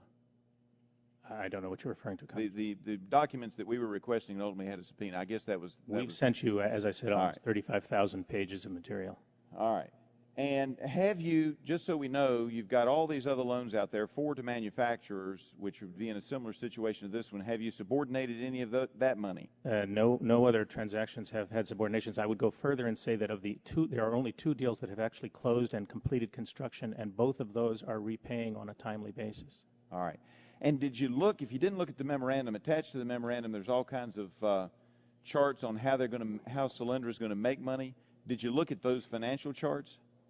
Sure, I've seen the company's financials. All right. You earlier testified that part of the reason Solyndra went under was the fact that the Chinese were able to make their product cheaper and the Europeans stopped buying. Now, while it may have gotten worse, wasn't that also true in January when you restructured this loan? It has been true for the last several years. Okay. In that, I would have to ask you then, when you look at these numbers, how in the world, if you know that and your analysts have told you that, how in the world could you anticipate that profits at Solyndra would double next year? Because that's in all the models that are attached to the legal memorandum. I'll leave it to the company's management team to describe their financial projections, but what I will say to you... Wait a minute. They've got you are concerned enough you put an observer on the board and you subordinated American taxpayer dollars, but you're going to leave it to their management to determine how they can say that they're going to double it? Doesn't that sound like that's not common sense again? Well, with all due respect, revenues are not actually the driver of how a loan or loan guarantee would necessarily get paid. What we focus on are cash flows, and those can be managed in a variety of different ways. But you would acknowledge that if their model was somewhat weak to begin with, and I recognize there's risk whenever you're doing something new, but if their model was weak to begin with and then the market gets worse, doesn't that mean that maybe we should have just not thrown good money after bad? Because now we're in a worse position in the bankruptcy courts to get our money back, are we not? Well, at the time of... Are we in worse position than we would have been if we had just let them go into bankruptcy Chapter 11 last January? We are we not? That will depend, not necessarily. That will depend on the outcome of the bankruptcy. As I tried to indicate before, when you're looking at this issue and admitting that there are no good choices, one of the issues is liquidation, and you determine a liquidation Is it value. the administration's policy that bankruptcy is a good thing? I can't speak for the administration, but common sense Is it would your suggest position? that it's not. I would agree with you. I yield back. Gentleman yields back. Time has expired. Gentleman from California, Mr. Bilbray, is recognized for 5 minutes. Thank you very much, Mr. Chairman. Mr. Chairman, before I go on, I'd like to just address the ranking member of this committee, because I hope she recognizes, and we all recognize, this is not a Democrat or Republican issue when we're talking about this is. This is specifically a threat to the legislative process. When you can have an attorney play this word game, and does that mean that Democrat or Republican, when they specifically direct in legislation, that we now have to say not only it will not happen, but we must say it will not and shall never be allowed to happen? Do we have to play this word game? Because I don't think it's a Democrat or Republican issue. I think this is an issue about the law is the law, and I don't care how convoluted an attorney wants to do it. This doesn't pass the smell test in any way in the world. So I just think this is really an affront on both sides of the aisle by this manipulation. And just admit it that it was, we tried to get the job done and we crossed over a line that to a common sense person and anybody rational would say you crossed the line of what the law specifically said. Now, that aside, there's a lot of people talk about solar power here. Some of us have worked at siting solar factories here. Mr. Silver, are you comfortable, first of all, with the thin film technology that was chosen by this company? Did you have any concerns about them using thin film technology? Congressman, I am, first of all, not a solar technical analyst, but I am highly comfortable with the fact that the solar experts at the Department of Energy, of whom there are many, and the independent engineers, which were well-known and well-respected firms, were qualified. Were you informed that there's been more false starts and more failures in thin film than any other form of photovoltaic production? I don't know that to be true or not, but... Okay. Were you aware that as we talk about China, that China has concentrated almost extensively in polycrystal technology and avoid thin film? Well, China has focused on the market segment you're describing in part because it's a very cost-effective way to mass produce those panels. The Solyndra technology was designed in its time and place to circumvent or to overcome two fundamental challenges: the very high price of polysilicon and the installation costs, which they refer to as balance. And they also have the fact, the historical problem of a lack of durability and the loss of proficiency of thin film as opposed to mono and poly technologies. But my question to you, you're a businessman. Your site, you're looking at a company. Did you review their proposal for the construction of their factory, the technology that the siting of it, the plan development of it, and its related costs and oversight? I'm sorry, what's the question? Did you look at where they were talking about building this factory, how they were building it, and the related issues of the cost of just building the factory? No, sir, because the loan was issued before I arrived at the department. Okay, when you went and renegotiated it, did you take a look at what was being proposed? Well, at that point, the plant was largely built, although it was not, as I say, fitted out. Okay. Did anybody down the line raise the issue that the proposal was to build the facility in the state of California in the Bay Area in a non-attainment area? Can you think of, as a businessman, anywhere in America where you probably have more regulatory obstructionism to the construction of a manufacturing operation than you would have in a non-attainment area in the state of California? I'm not qualified to answer that question, but what I can say is that the investors that backed this company and the management team that originally led it must have concluded that this was the right place to do it. Mr. Silva, are you aware of anybody in your department that have notified grant applicants that if they want to go get the grant, that their production should be moved out of the state of California to a state that has less regulatory obstructionism? We don't issue grants in the loan program, sir, but I'm not aware of that, no. Okay, well, maybe we ought to talk about the fact. Let me just point out, You were talking, this grant application was asking to take 30 acres of agricultural land in the state of California in a non-attainment area. It was going to be required to be able to go, not just the DOD in the U.S., but having to get the Environmental Quality Act under CEQA for the California, has to get a permit from the city. Air quality from the Bay Area Air Quality, which is a non-attainment area with some of the strictest air pollution regs in the entire world. It was going to require a general permit for discharge and stormwater, which means that not only did you have the California environmental agencies involved, not only did you have the State Water Quality Control Board involved, you had the local regional water quality control board that you had to get a permit from. The fact is that the California Department of Occupational Safety, which has some of the most restrictive regulations in the world, you had to get a permit from. You had the hazardous waste generation, which California, again, under HAZMAT, has some of the most restrictive funds. Then you get into wastewater discharge. And these are just some of the permits down the line. Nobody in your department or when they reviewed this raised the issue that this is not only a terrible place to try to site a facility, but you're proposing, didn't anybody raise the issue of why build a whole new facility rather than moving into an existing abandoned facility in a state that has 12% unemployment and huge empty resources? Anybody even talk about the question of why would you build a new facility when there's warehouses available? Mr. Chairman? Would you answer the question?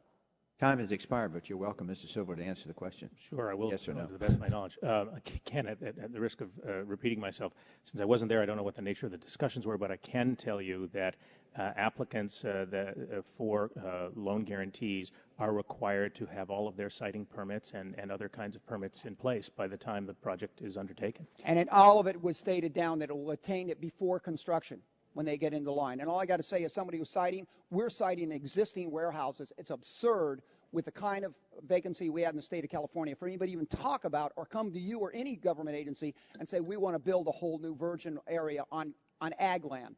I yield back. Time, the gentleman has expired. The gentleman from Louisiana, Mr. Scalise, is recognized for 5 minutes.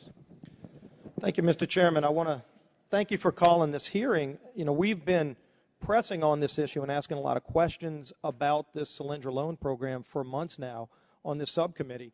But I think it's really important that we have this hearing now because while Solyndra was touted as really one of the poster childs by President Obama of his first stimulus bill, and clearly there is a lot of evidence that shows that this was something that the White House really wanted to move through quickly, and the emails indicate that. But while this was one of the poster children of the first stimulus bill, the president right now is touting what I call son of stimulus, another bill to come through, spend more taxpayer money, to do more things like this.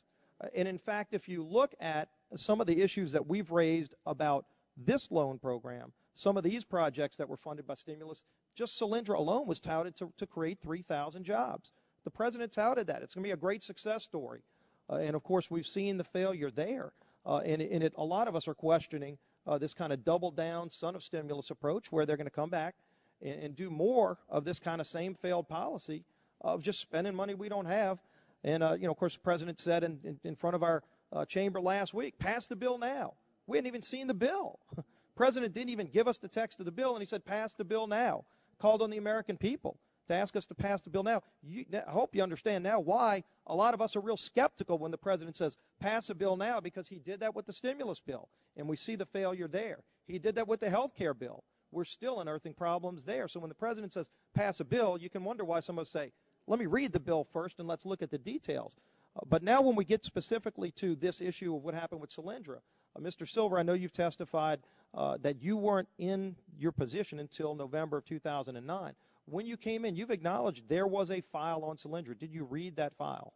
I read through all the materials for the entire program when I arrived. Did you see the concerns that were being raised by your own agency back then, prior to your coming, that under what they were looking at, Solyndra could go bankrupt by September of 2011?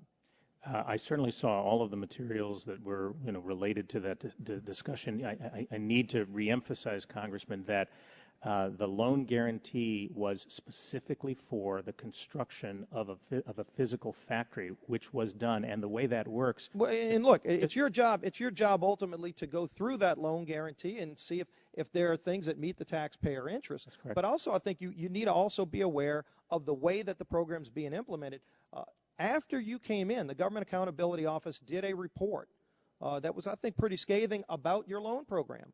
They actually made some recommendations. They pointed out some problems. They pointed out, again, after you came in, GAO put this report out, they pointed out that the loan program treated applicants inconsistently, favoring some and disadvantaging others. And they gave examples. Did you read this GAO report? I did, Congressman, and if you'll give me a minute to respond to... I can't give you that long. I don't have that much time. To the GAO question.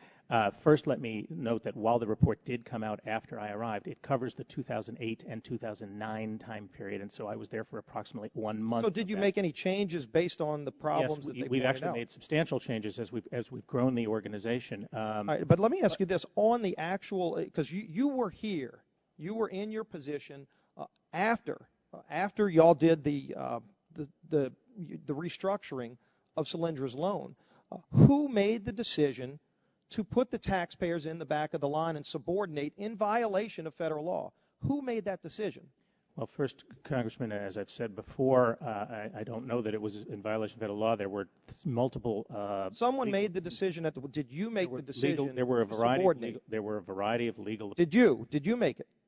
The loan program. Yes, this is a yes or no question. Did you make the decision to subordinate the taxpayers and put them in the back of the line when the decision was made to restructure? Because you were there. The question does not have a yes or no answer, Congressman. So you don't know? You either made the decision or you didn't.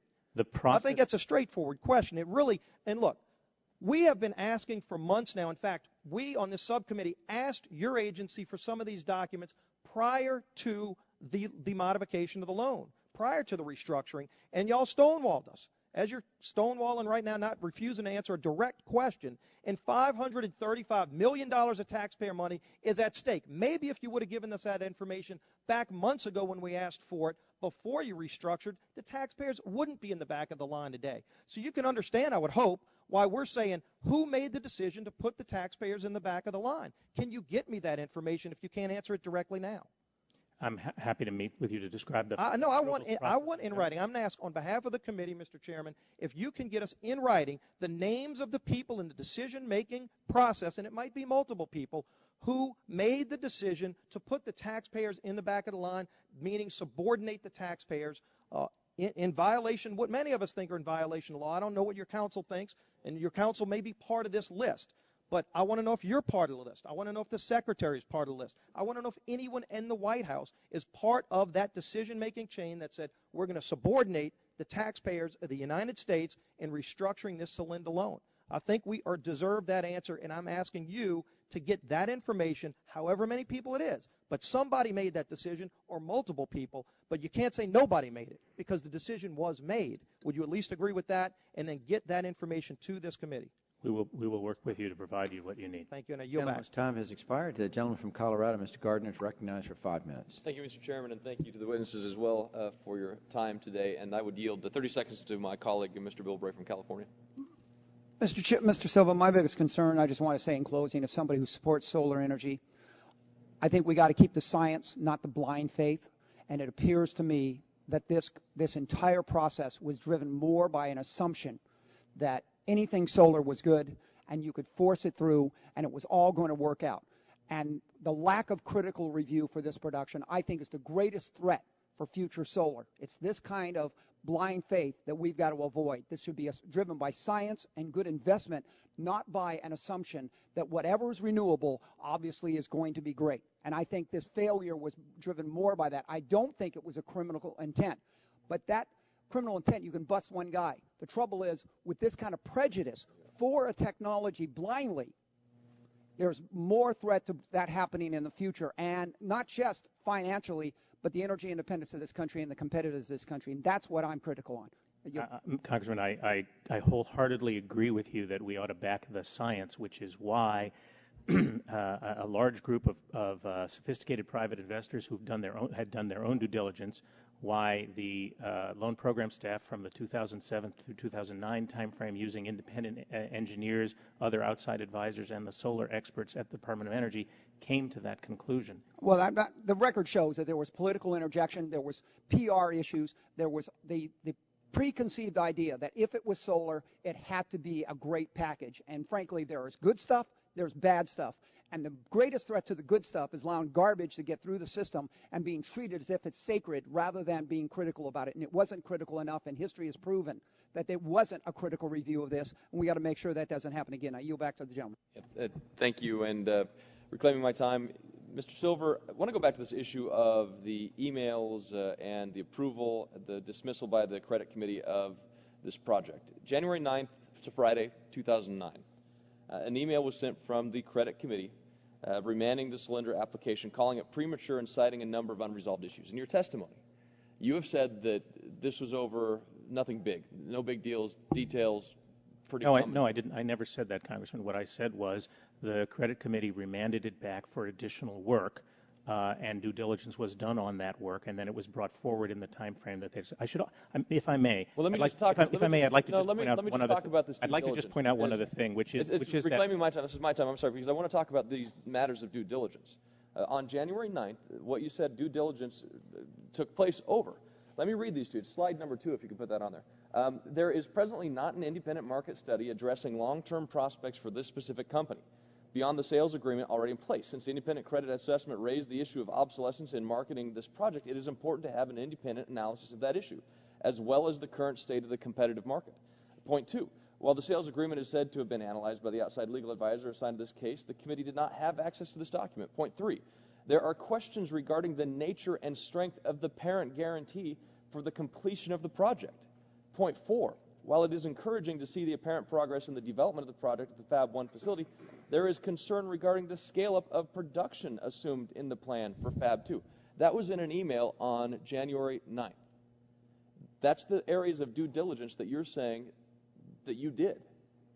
And you did it by January 26th, a Monday, 2009? I don't know what dates you're referring to. These are the emails when the credit committee said, no, we're not going to do this. And then all of a sudden an email on just days later, 10 working days later. Will the gentleman does the gentleman have copies of those emails? Sure, I'm happy to provide. I would appreciate that. Sure. We don't have copies of those emails, and I don't think the witness does either, and I'm getting a little lost here. On January 9th, 2009, the credit committee sent an email.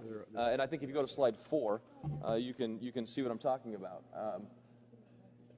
There we go. 2009, talking about the credit committee remand Solyndra application, calling it premature. January 26th, we're approaching the beginning of the approval process. So the areas of due diligence that you said took place in 10 working days. These are pretty significant issues. No, that's not accurate, Congressman. And if you'll give me just a moment to try to answer your question, there's actually an extended period of due diligence that takes place here. The credit committee, the first credit committee met. Then there was a several-month period before it met again, and I need to make sure this is clear because I don't think it is. They didn't meet when they made their decision to move forward? What gets approved at that juncture, Congressman, is a conditional commitment, not the final close of the loan. The loan itself didn't close until September, and so additional due diligence takes place from the conditional commitment through the close of the loan, as is true in every transaction. What changed then between January 9th, when they needed that information, and January 26th, 10 days later, when they evidently didn't need that information? I don't know what the January 26th is date that you're... The January 26th email is right there. It says a DOE staff member states that we are approaching the beginning of the approval process for Solyndra again. And the credit committee met and said they didn't do it because they needed this information. Why do you assume that language says that we're approaching the beginning of an approval process necessarily means anything about the time frame for which under which due diligence took place? Well, I'm assuming that the credit committee, their observations were taken into account, were they not? Absolutely, but the beginning, as I read it, as you are now showing it to me, we are approaching the beginning of the approval process. That suggests a pretty open-ended period of time during which due diligence was... So the credit committee then at that point, it doesn't matter what the credit committee is concerned about? The credit committee met again in March. Because they said we're going to end this. No, they said that they were going to meet again in March, which they did. Mr. Chairman, where are all the... Gentleman's time has expired. Chairman, now we are in the first round. I have a unanimous consent request. Yes, Can yes, we you put are all of these emails into the record? I'm sitting here.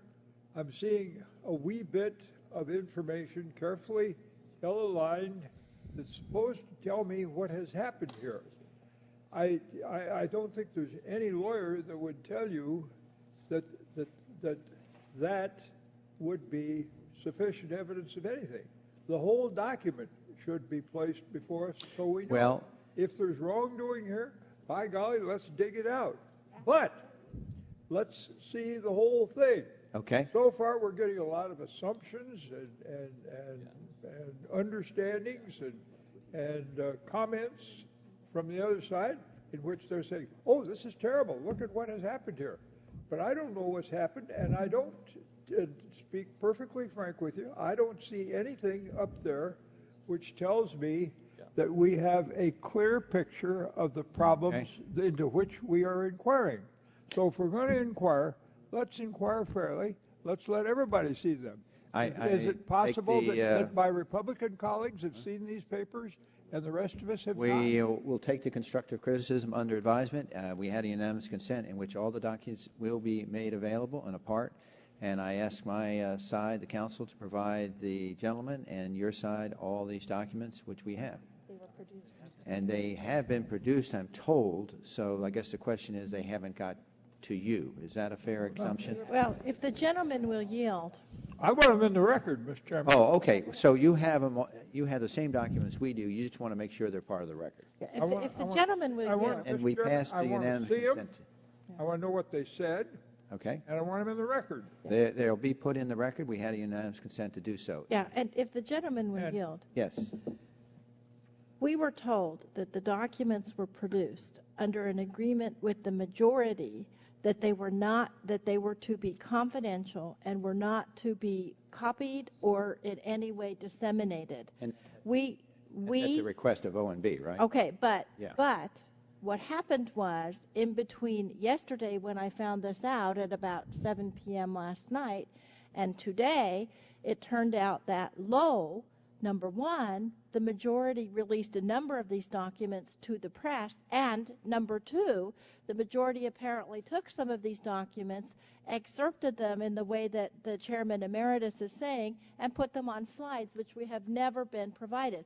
I'm going to tell you, Mr. Chairman, I've been on this subcommittee for 15 years, and I am just as much concerned about this Solyndra loan as everybody else is. But the way that the information has just been parceled out, the witnesses don't have the full copies of the emails in front of them.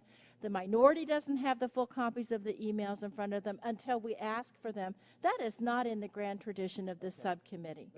We've heard your argument in your opening statement, and we made a unanimous consent they all be part of the document. I'm told that your staff was given all these documents. OMB is the one that specified that. We have now agreed that we're going to make them all public. Chairman, they were subpoenaed from OMB. OMB doesn't have the right to tell us whether we can copy the documents or not. We have all agreed that OMB can't tell us, and we're going to make these public. And so I appreciate your concern. We have a unanimous consent from a member who's on the committee but not on the subcommittee, the gentleman from Kansas, Mr. Pompeo. Is there any objection to allowing him in the first round? We're going to go for a second round. Well, is there any objection to allow him to ask questions? I have no objection, but I'd like to understand if we're going to get those documents, and if we are going to have a second. Your point is you have the documents, but you want to make sure the documents are available to. No, I want to see them. Okay. Well, as I understand from my counsel, we've provided all the documents to you. They were produced to both sides at some times. You have them. Now, is it possible your staff has not made them available to you? Well, I understand that it is the committee staff to make these available to all members of the committee, and I understand that the committee staff works for all of it. Well, I think that if I'm in error, my staff has told me that we have provided you. Well, Mr. Chairman, what happened was we were told we could look at the documents, but we couldn't copy them, and that under some kind of agreement the majority made with the OMB that the documents could not be disseminated in any way, which is frankly a ridiculous agreement if the majority made that.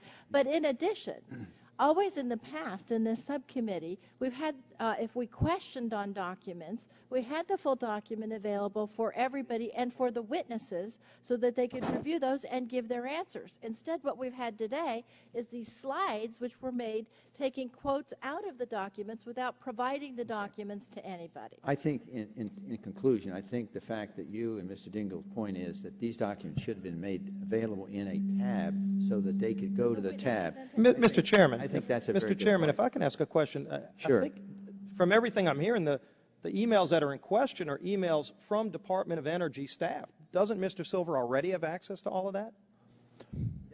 That's He his doesn't agency. necessarily have access. Those are people that work under him at his agency who communicated back and forth that we had to subpoena, but I don't think he has to subpoena to get his own internal documents from his Mr. agency. Chairman, we are not complaining about whether Mr. Silver has these emails or not. I think it was. We do not have the emails. Well, and I find myself affronted that I'm reading about these things in the newspaper and I'm not having them presented to me. That is the most serious way to proceed about a congressional investigation. We have a little disagreement here, but out of deference to you, I'll take your criticism under advisement. And let's continue on. May we have a 2-minute That break? does not comfort me. When you take it under advisement, that means I might hear about it I sometime before the end of the session if I'm lucky. I do not view that as being an adequate answer for my concerns. I don't like the precedent which I see being set here, that I'm going to read about these things in the press, and I don't like at all the fact that we are having all manners of inferences drawn by the majority, while the minority has not seen the documents. And so I'm not comforted by these matters being taken under advisement. Well, the gentleman has done this job much more than... It should be addressed now, not at some future. Okay. The gentleman not at some future time. Has done this job more years than I have ever done or will do. I respect his opinion. We have a little disagreement in the fact is we say we've given you all the documents. The fact that you don't have it in front of you is not necessarily our fault. Because maybe I have to raise the question of whose staff we're going to fire. We're going to fire the majority staff or the minority staff? Well, I think there's a misunderstanding. If the majority staff is making this kind of a decision, they're going well beyond their powers and well beyond their authorities. If the minority staff is doing it, we're going to thrash this out inside the minority and find out why in hell they're doing it this way. I suggest you do that, and then you and I talk. Well, I suggest that we talk now because this is the business of the committee, and I find the business of the committee being conducted in a curious way. Well, the curious way is that you don't recognize that you have all the documents when my staff has provided all the documents to you, so we're a little puzzled why we're discussing why you don't have all the documents when you do. The problem is... Where are the documents then? Okay. If I have had them presented to me, I'm anxious to see them. Okay, well, I think what we're going to do is continue this discussion, but I want to let the gentleman from Kansas, I recognize him for 5 minutes. Thank you, Mr. Chairman, and thank you to the minority for allowing me to participate in the hearing today. Mr. Waxman started this hearing an awful long time ago talking about the fact that the Solyndra folks came in his office in July, told him everything was great, and they filed BK shortly thereafter, and he couldn't understand why. There's a simple reason. Nobody in that room had any skin in the game. This is exactly what we get when the federal government tries to put money into businesses and try to pick winners and losers. And in fact, as I've heard Mr. Zeitz speak, your task is really to pick just amongst losers. Every one of these has a credit subsidy, right? Is that correct?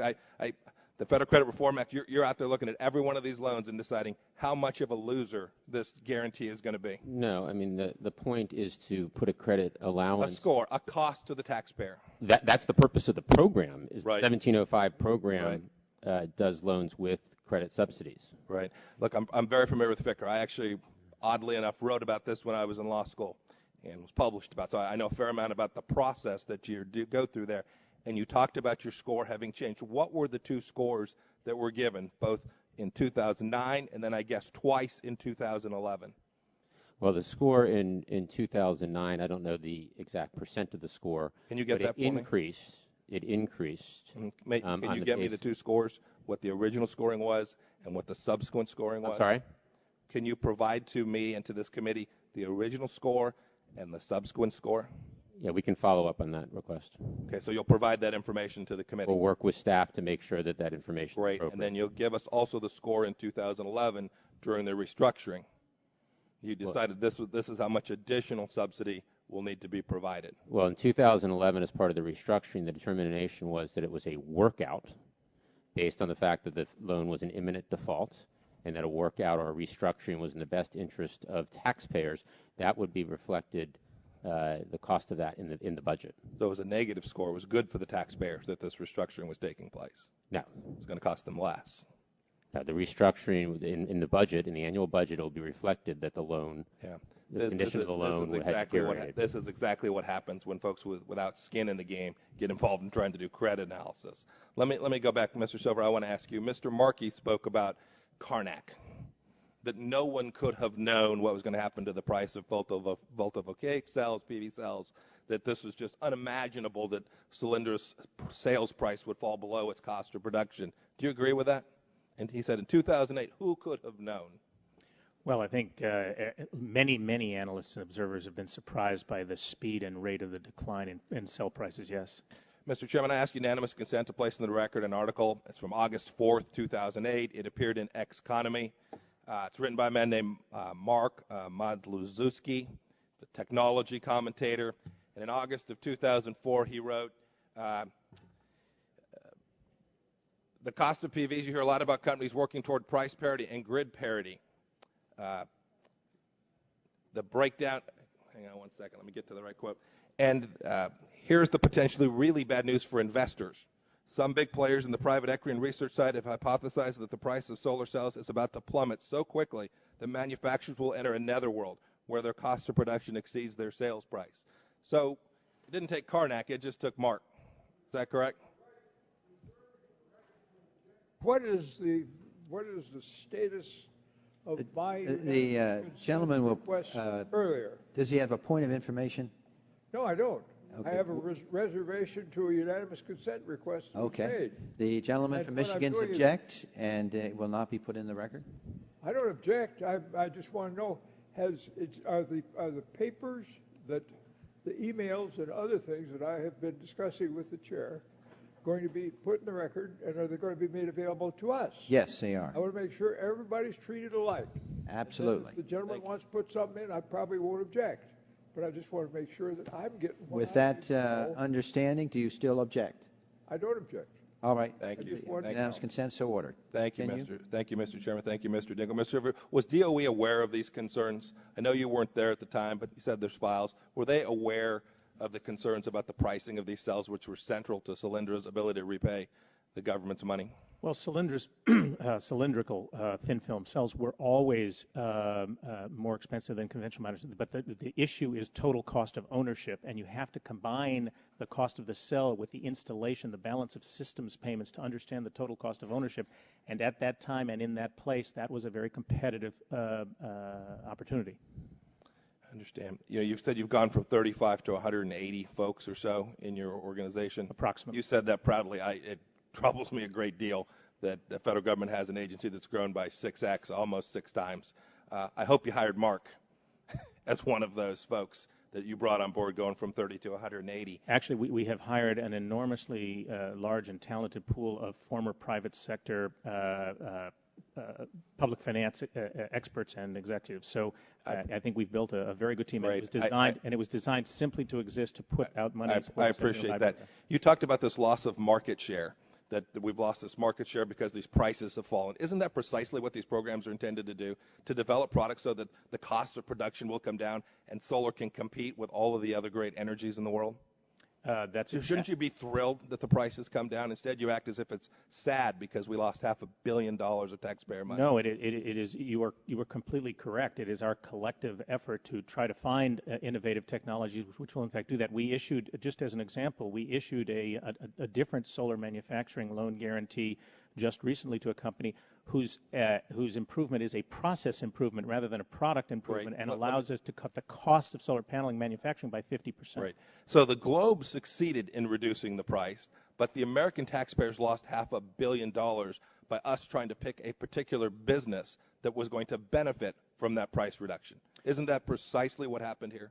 Well, what is happening is that we are putting together a portfolio of innovative This was a technology. bad outcome. I've listened. I've been here for the entire hearing today, save for about 2 minutes, and I have heard not a single person stand up and take any accountability for a single dollar of taxpayer money that's gone. We ask who made decisions. We ask who was responsible. And the two of you stand here and point to other people and take no accountability to the taxpayers in America and in Kansas for having lost $500 million of their dollars.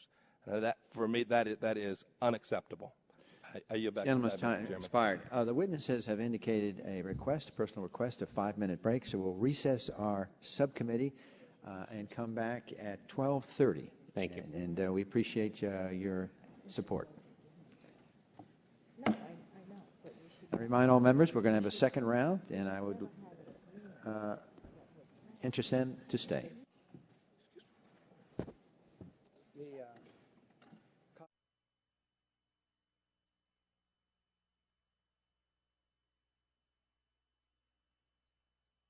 Couple on my side, and just I think at one at this side if Mr. Dingle doesn't show up.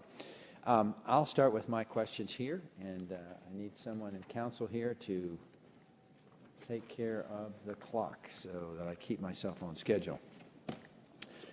Mr. Silver, I was just going back to when I asked you questions in the beginning.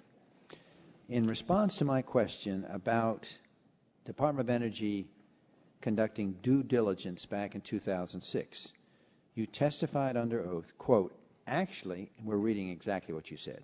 We got the exact transcript. Actually, I didn't say that it was conducted in 2006. I said the application was received in 2006 and due diligence began and continued from late 2007 through 2008, end quote. But this is at odds and opposite with the written testimony that you submitted to the committee where you state, quote, extensive due diligence on the transaction was conducted between 2006 and the end of 2008. Did the, quote, extensive due diligence that you referred to beginning at the end of 2000 as you stated in your verbal testimony, or the 2006 as you submitted in your written testimony? I'm giving you an opportunity to correct it. Thank you. I don't think those statements are incompatible. The solicitation was issued in 2006, and pre-applications were received at that time.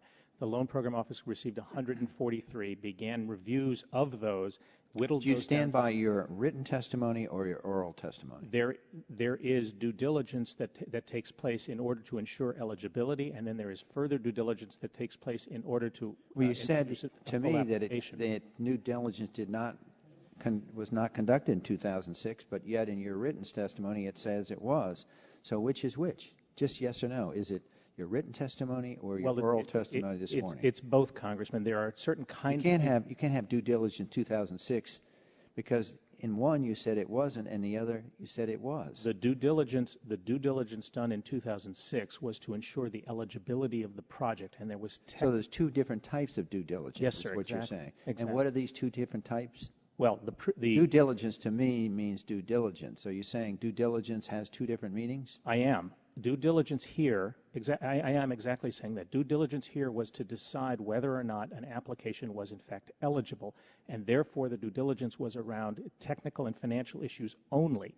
Once it was deemed eligible, the company was invited to submit a full application, and full due diligence began. That would include substantially greater kinds of due diligence than what was done to ensure eligibility. Okay. I certainly give you an opportunity to correct that. Mr. Zeitz, you testified that OMB did, quote, a thorough examination and analysis. And Mr. Silver, you also testified that DOE conducted months of rigorous and comprehensive due diligence and documentation. I think both of you have indicated that. Is that correct? I assume this is around the credit subsidy.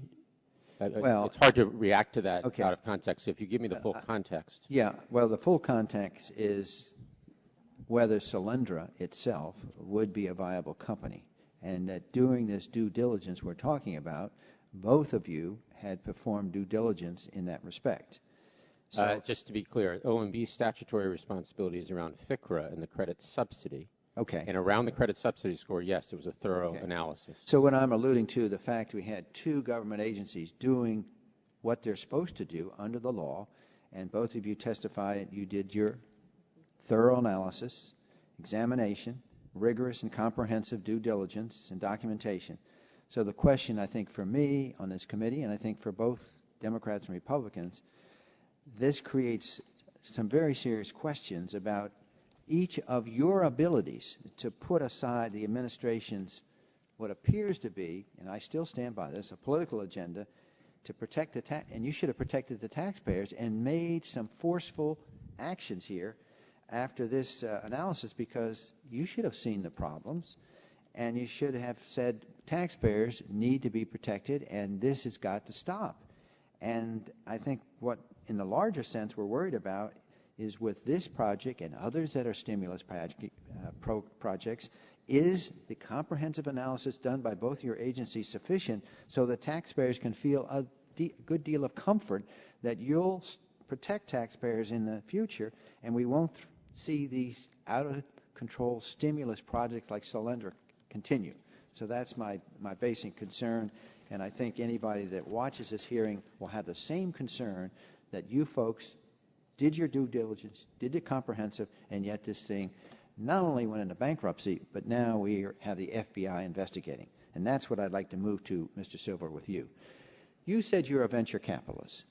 This company, Solyndra, raised $1.5 billion. As I understand it, roughly $1 billion from venture capitalists, plus the taxpayers at $500 million, plus the hedge funds came in for $75 billion. Is that correct? Approximately, yes. Okay, approximately. So let's say $1.5 billion, and they did a burn rate of $1.5 billion in less than 2 years. Is that correct? Not exactly. A burn rate would be the amount of money they go through per month. Well, let's say they went through a significant cash burn. Is that a correct statement? Yes, okay. they did have. Now, with all your experiences on the private sector and in hedge funds that you talked about, don't you think that to look at that kind of cash burn rate would send some alarms to you and to others at the Department of Energy? Something is seriously wrong here, and you've got to protect taxpayers?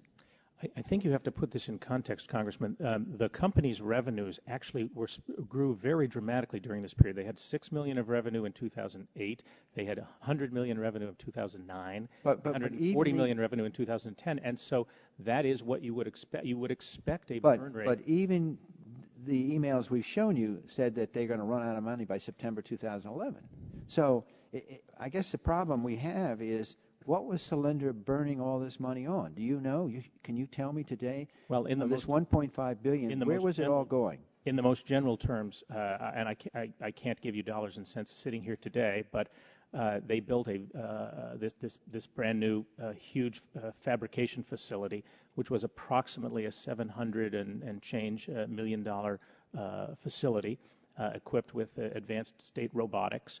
They had a smaller prototype plant, if you will, called Fab 1, and they had hired, which was also part of the set of objectives, they had hired hundreds of additional people. There were 3,000 people who were involved in the construction of the plant. I'll accept what you're saying. I'm just saying, with your experience as a venture capital, I'm surprised you didn't see this cash burn rate as a serious flag. We did, Congressman, and we talked with the company about it regularly, but I need to underscore something I said before. As lenders, and particularly with lender liability issues, we are not actually in a position to force a company to do anything. So there were regular... Let me just close by this question. Do you have, in your mind's eye, why did the FBI raid Solyndra? I have no idea, sir. Was it a surprise to you? Yes. Was it a surprise to you? Yes.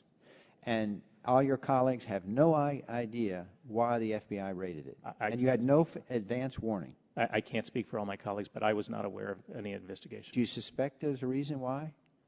I wouldn't even hazard a guess, sir. Okay. My time has expired. The ranking member is recognized. Thank you, Mr. Chairman. I guess, Mr. Silver, I would ask you, what were the main reasons DOE concluded Solyndra was worth the government's investment? In 2008 and 2009, as the due diligence was being done, the price of polysilicon, which is the fundamental component for building out conventional solar panels, was very high and had been high for an extended period. It was expected to remain high. In addition, the cost of installation, as I've indicated, called balance of systems costs, for installing conventional solar paneling is very expensive. That's because the panels themselves are flat, they need to penetrate the roof, there are air uplift issues and the like. The cylindrical thin film technology obviates all of that, and while the cylinders themselves are more expensive than the panels, the total cost of ownership, particularly absent the price of the expensive polysilicon, was very attractive. So what happened in the market or with technology that caused those two things to not pan out, basically? Well, a number of different things. First, the price of polysilicon actually came down more dramatically than expected as plants came on quickly to ramp up production. China began flooding the world market with increasingly inexpensive conventional solar panels because, as we've discussed earlier, the Chinese government, through both the China Development Bank and other smaller banks, has provided multiple tens of billions of dollars of credit and credit subsidies, plus other forms of support to their solar manufacturing industry. In addition, other countries have become actively involved in supporting those areas as well. So all of that drove the price curve down in a very significant fashion. And here's my question. Why didn't DOE predict those events? I think we did understand that there were challenges in the marketplace. The fundamental responsibility and objective of this program is to identify innovative technologies that can be built out at scale and therefore leapfrog the traditional price curves that these technologies are on. But if the slope of the curve is more dramatic than anticipated, you will have this kind of event. So you did predict it in a way, but you didn't think it would be well, we have dramatic? As you know, we have a large number of solar experts and solar industry experts at the department. In addition, on this particular project, a number of different analysts and independent advisors were brought on board to analyze this as well. Do you think there are things DOE could have done to prevent this whole debacle with the Solyndra loan? Was there more due diligence that could have been done? Was it rushed too fast to approval? What could have been done? It clearly wasn't rushed too fast because there were several years of due diligence that went on. There are always going to be changes and shifts in market dynamics. I remind the committee that the loan, which was to build out the plant, actually built out the plant on time and on budget. And at the same time, revenues were dramatically increasing. There was a significant, there was a significant customer base as well. But I guess the fundamental challenge is to ensure that we are doing everything we can to de-risk these projects, and that's why we build in that the terms and conditions of these things are dozens and dozens and dozens of pages long to do everything we can to de-risk these projects. So you don't think there's anything else that could have been done here? Is that your bottom line?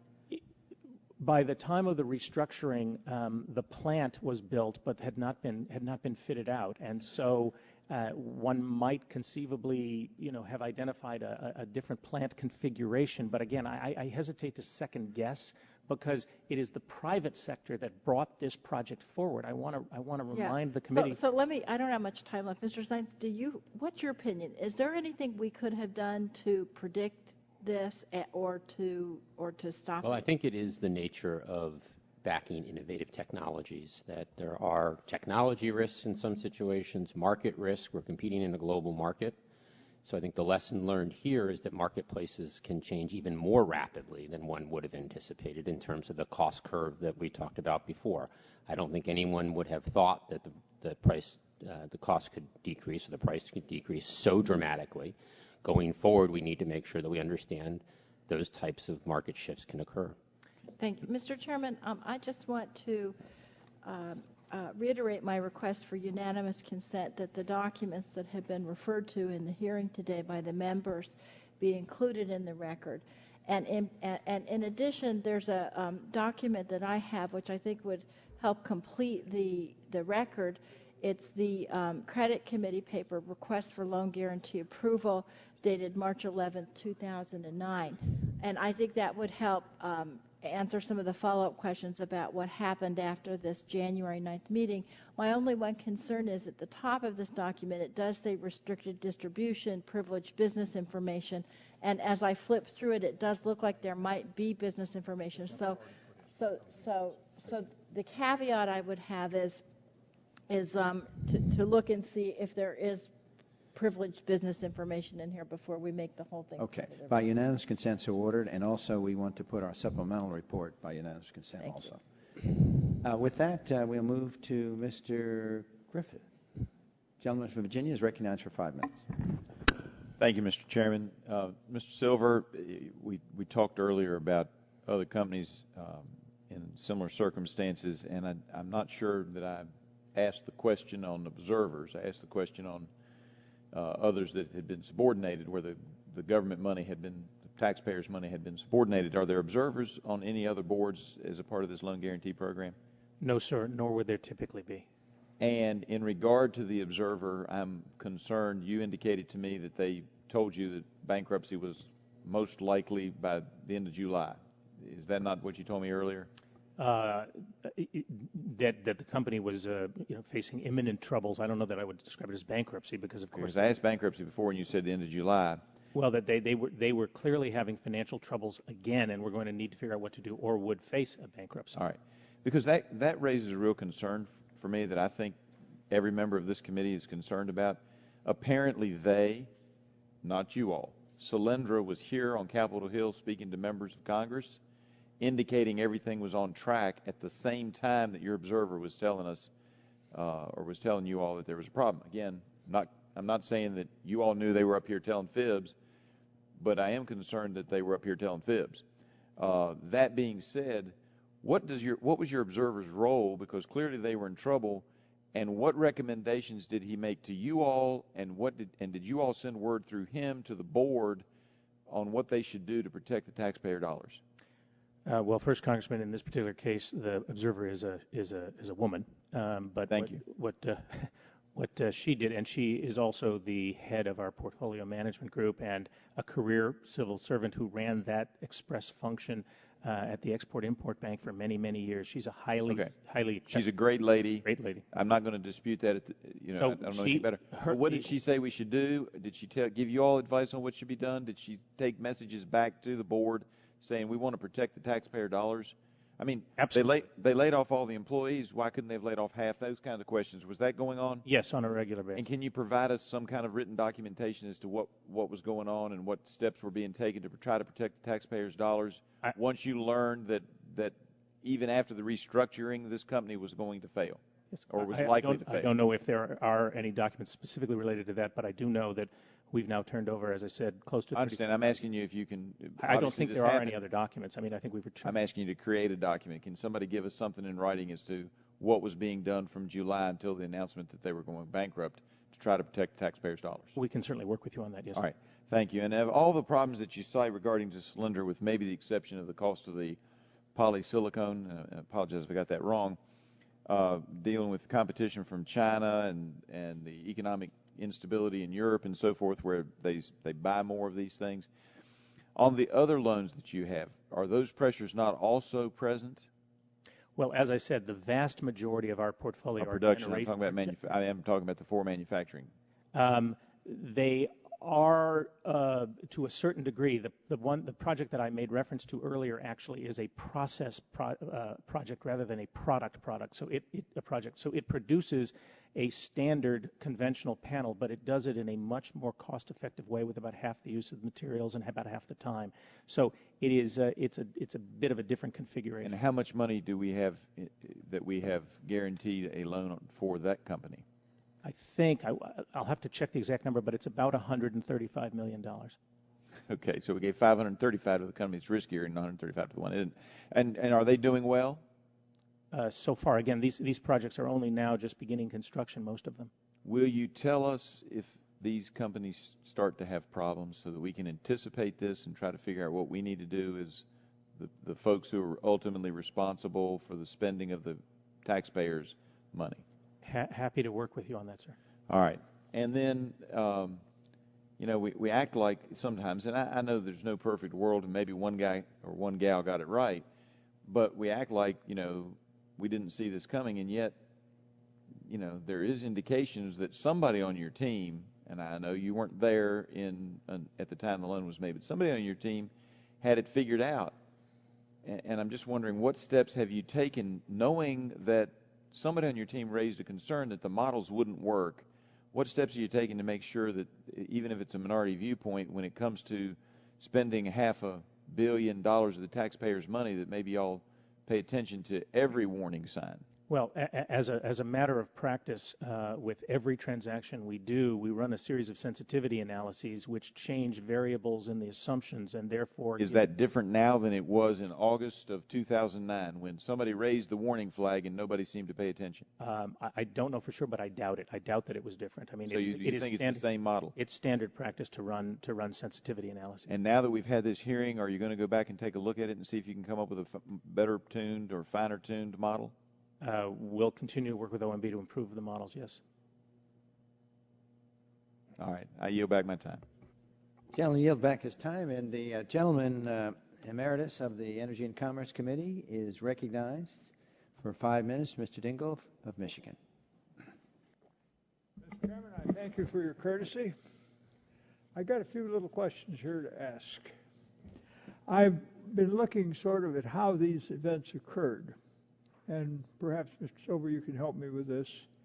On January 9, Solyndra transaction was reviewed by a DOE credit committee and remanded for further analysis, right? Yes, sir. It was not rejected. I'm sorry? It was not rejected. It just was remanded. It was not formally rejected. It was remanded back. Then, on the 15th of January, loan program staff notified DOE Credit Review Board that it developed a schedule to complete Solyndra due diligence that would bring the project to approval in early March 2009, and final closing by early to mid-April 2009. Is that right? I think that was the original projection. Okay. Then Obama came into office on January 20, 2009, 5 days later. So then, if I look here, I see on February, March 2009, DOE continues to negotiate terms and conditions with Solyndra. Is that right? I believe so, yes, sir. Okay. And then on March 12, DOE Credit Committee considers and approves Solyndra transaction. Is that right? Yes, a recommendation for... Who was on that credit committee? I'd have to get you the specific names, but it's the same group of career. It's the same group of career professionals that were on the first committee. Career, no political appointees. No political appointees, no, sir. So then, on the 20th of March, DOE issued a conditional commitment to Solyndra. Is that right? That is correct. Now, what were the conditions in that conditional commitment? Well, there were a number of them. Conditions precedent are simply things the company, the applicant, needs to do in order to complete its responsibilities before we can close. And what you say is, if you do those things, we'll... Right. Among them, for example, was the raise of an additional several $100 million of capital, which they did. And during the time they were doing their CP work, we were continuing to do additional due diligence. It's important to remember that due diligence continues post-conditional commitment all the way to final close. Okay. Now, then on the 27th of April, independent market consultant report was submitted. Is that right? I believe so, yes. Now, what did that report contain? Well, an independent market report generally describes the market for the product, examines the competitive landscape, looks at relative cost attributes, and the kind of classic documentation you describe around that.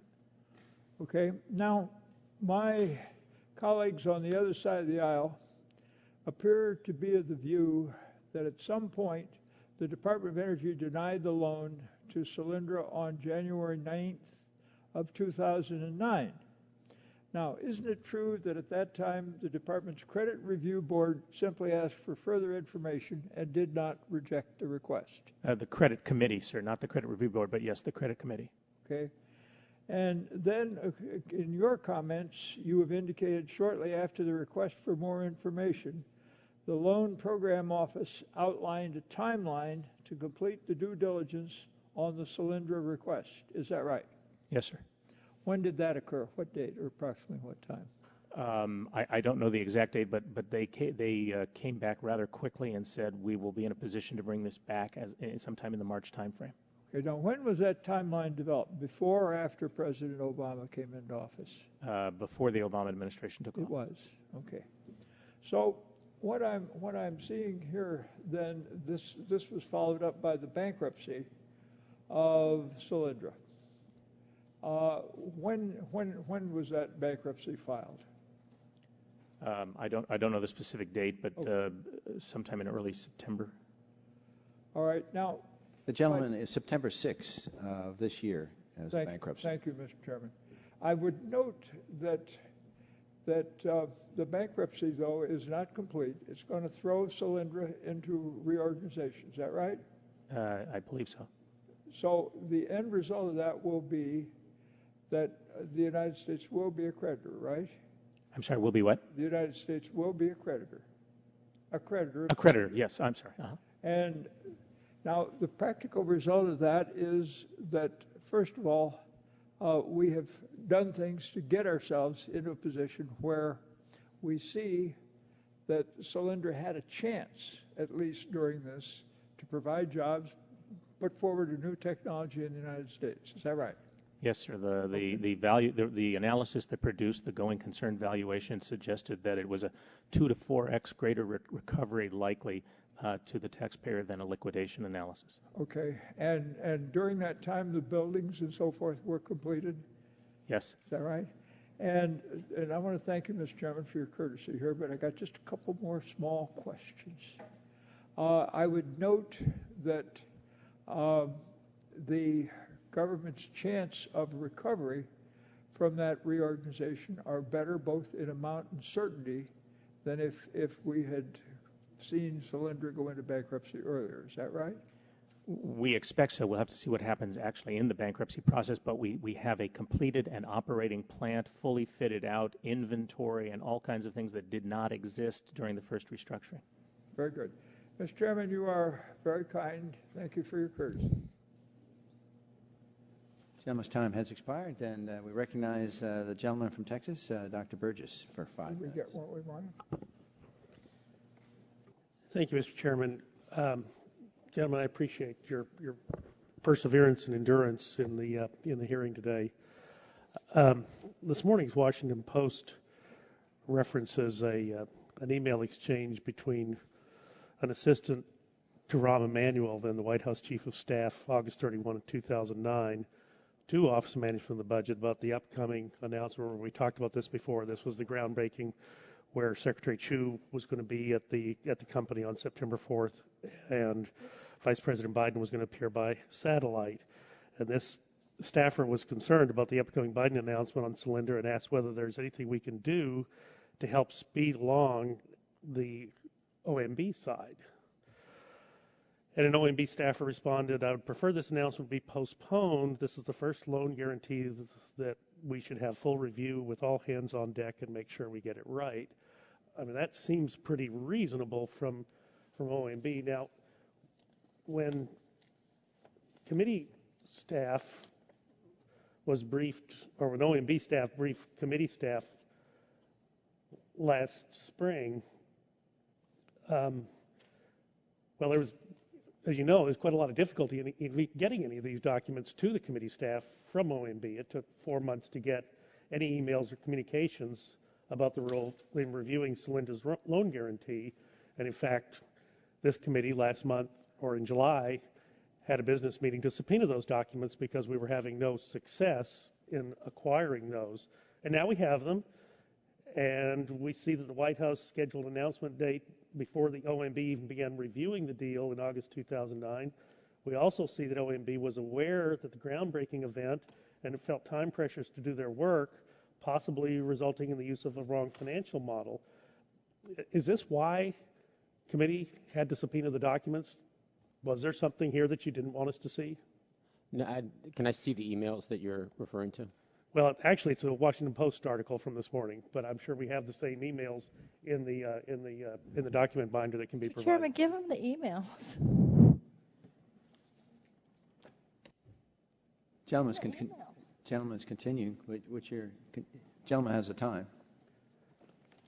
While they're looking for the emails, and we'll come back to that, let me just ask if, for both of you, would you be able to provide to this committee, not today, but get back to us and provide the names to the committee of every career and political appointee at both Department of Energy and Office of Management of the Budget and the West Wing who worked on the project or inquired about the project, and provide access to committee staff to any of those individuals that the committee believes is necessary to question for this investigation?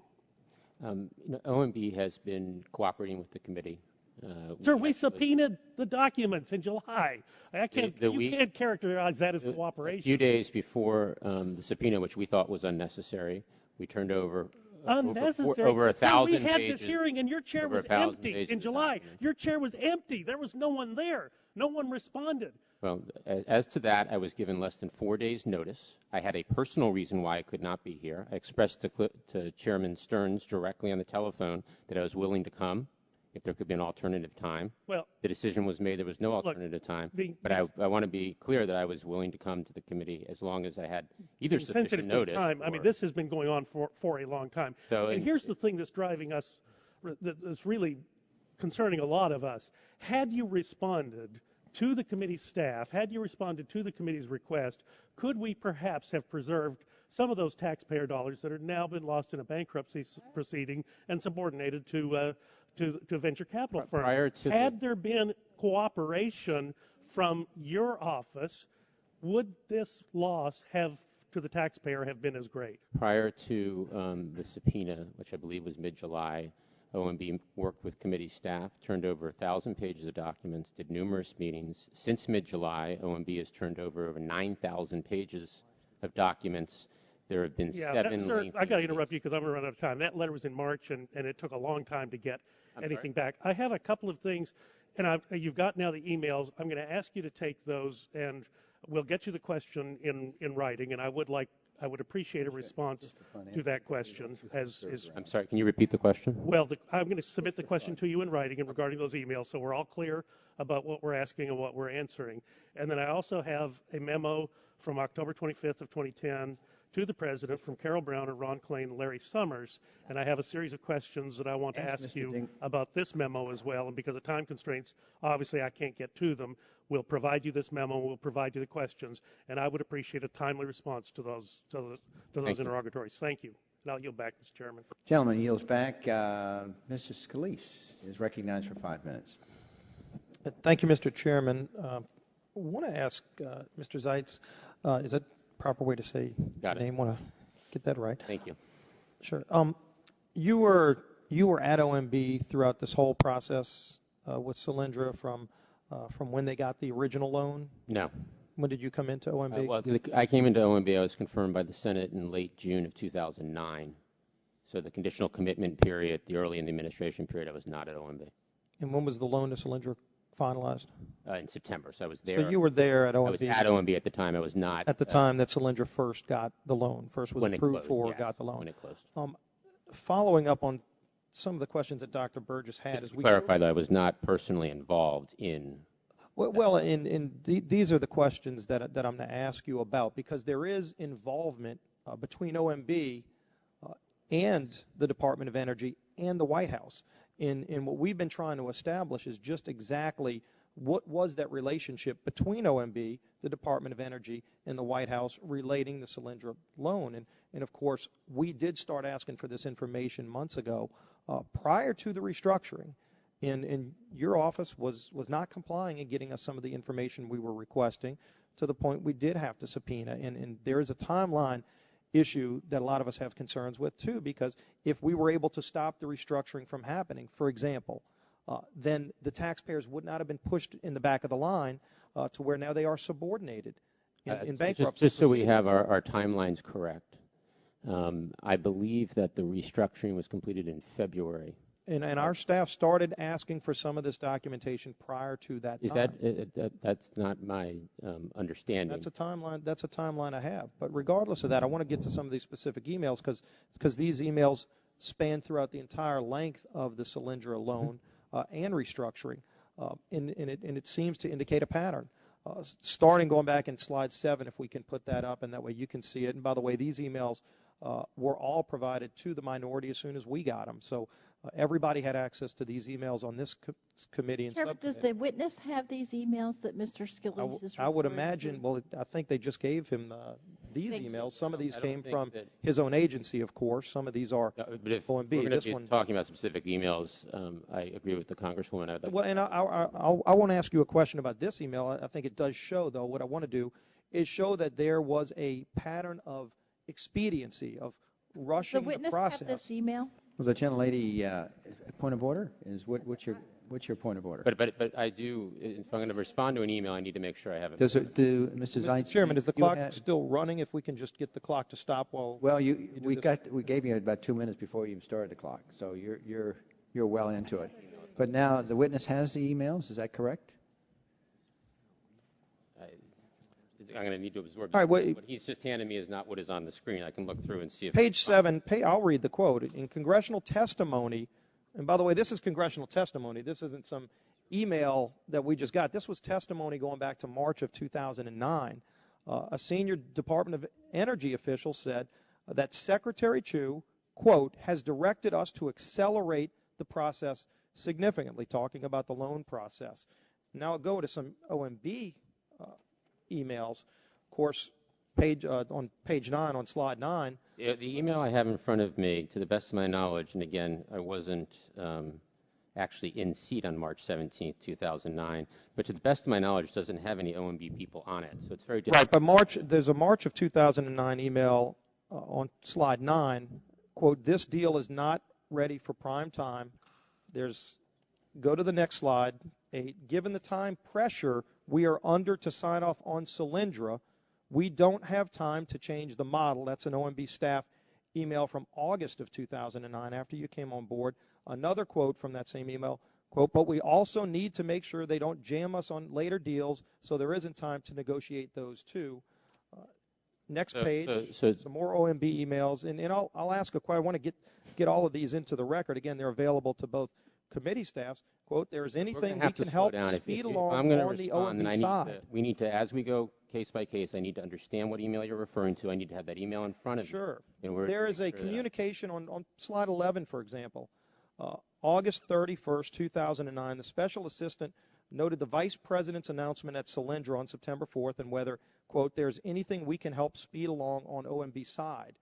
So were you involved, and I'll forget about the emails, were you involved in any communications with the White House to push the Department of Energy to speed this thing along? No.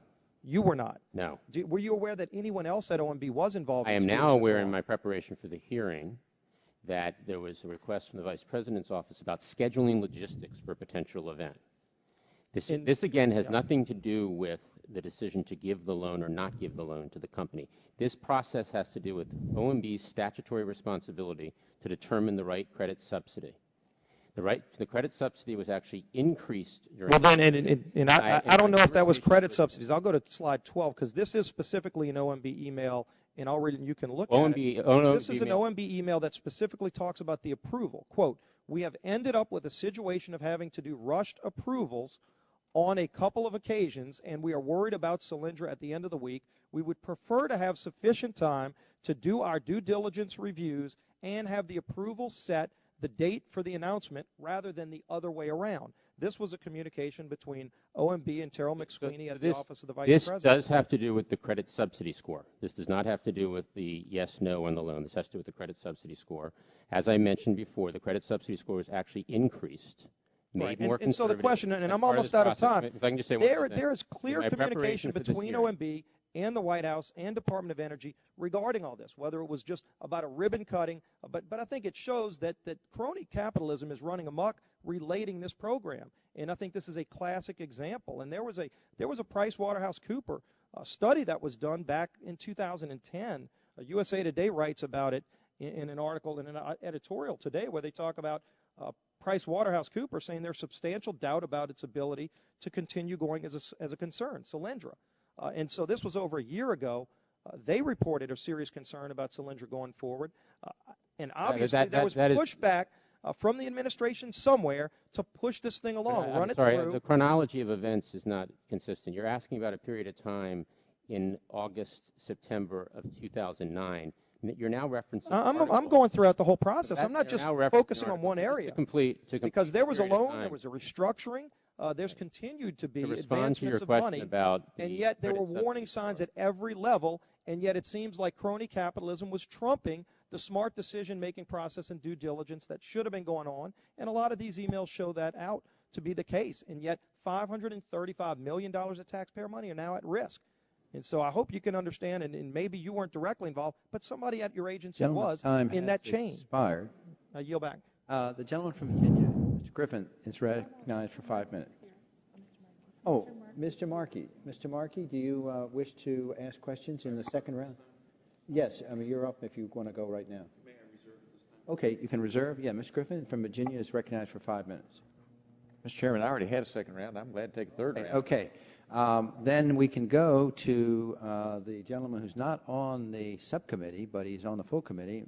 The gentleman from Kansas is recognized for 5 minutes. Thank you, Mr. Chairman. Mr. Zeitz, following up on Representative Scalise's, were you not aware that the staff was being jammed, that they were being rushed? Were you at any time aware that they were being hurried and that they felt hurried, or were you oblivious to that? What period of time are we talking about? At any. How about we'll start at any period of time. So I was not involved, so I would not have been aware at the time. In my preparation for this hearing, I talked to OMB staff. And again, what we're talking about here is the credit subsidy. I understand. And on the credit subsidy, the OMB staff has presented to me that they had no hesitation as to the final decision. And the final decision of the credit subsidy actually increased the credit subsidy, which made it more conservative. Right. They could still have been wrong because they were hurried. You think these emails were just wrong? They were making this stuff up. They weren't hurried when they see. At the end of the day, the OMB career staff, which has deep expertise in credit scoring, felt comfortable with the credit subsidy. That expertise is very apparent in $500 million being lost by the American taxpayer. It's readily apparent to us.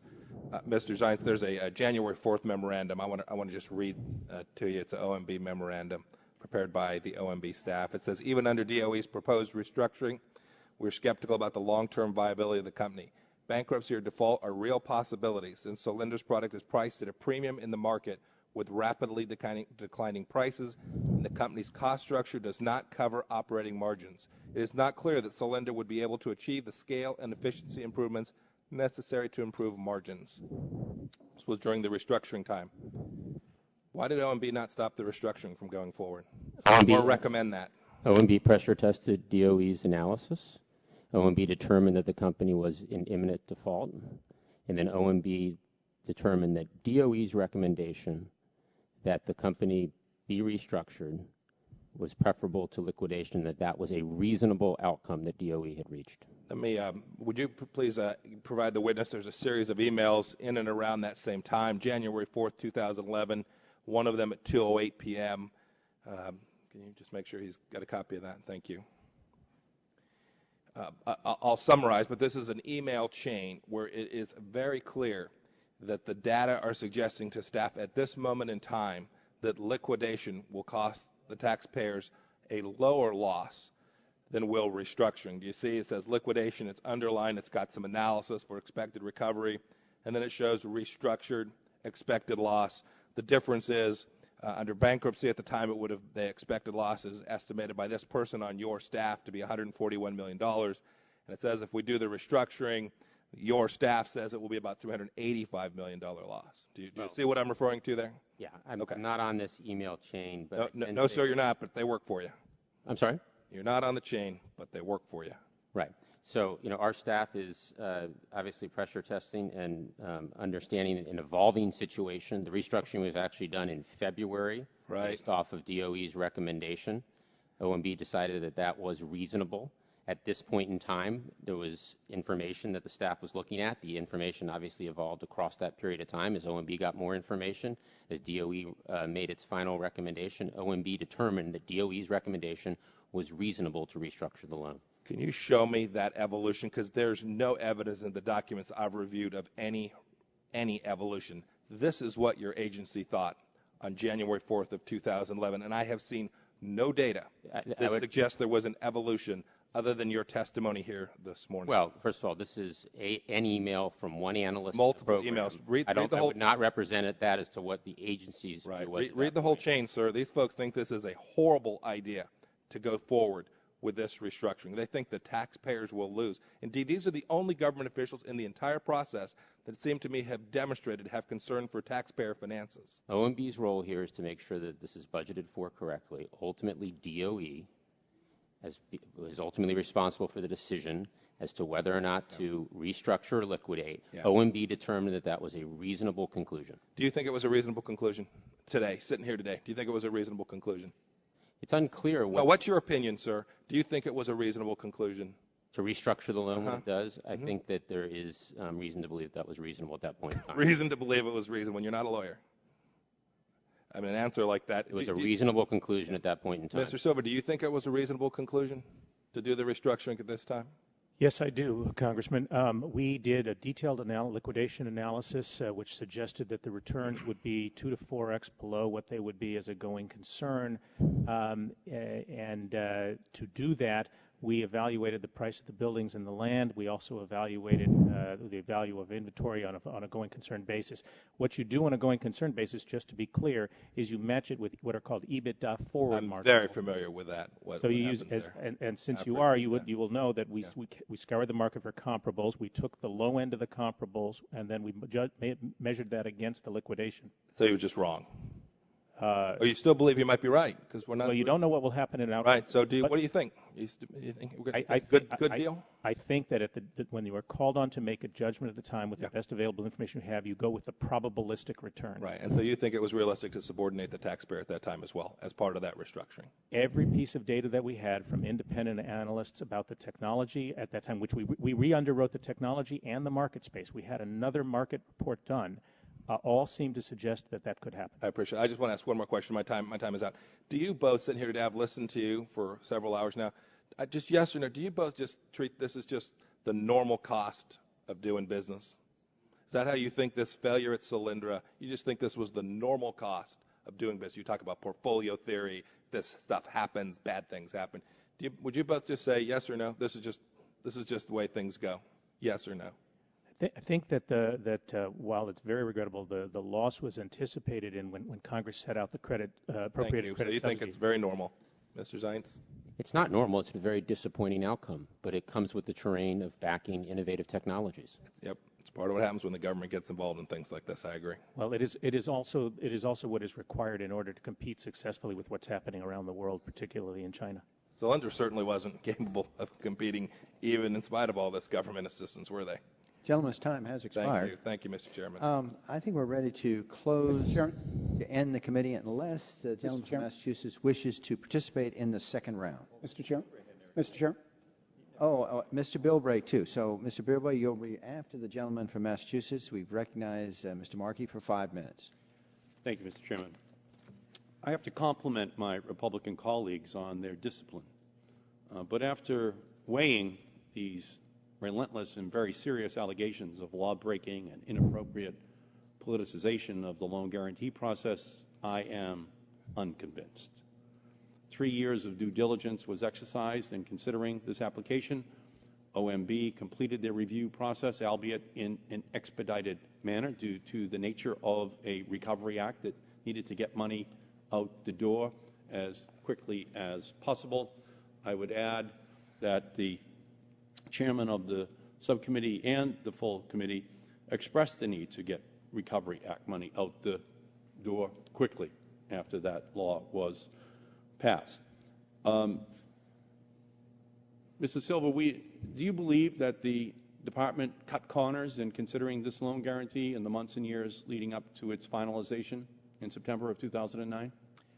Again, as with a review of the record, I wasn't there, but with a review of the record, no, I don't believe so. Mr. Zeitz, was OMB able to do and exercise their oversight role to complete a comprehensive review of the Department of Energy's loan package to Solyndra?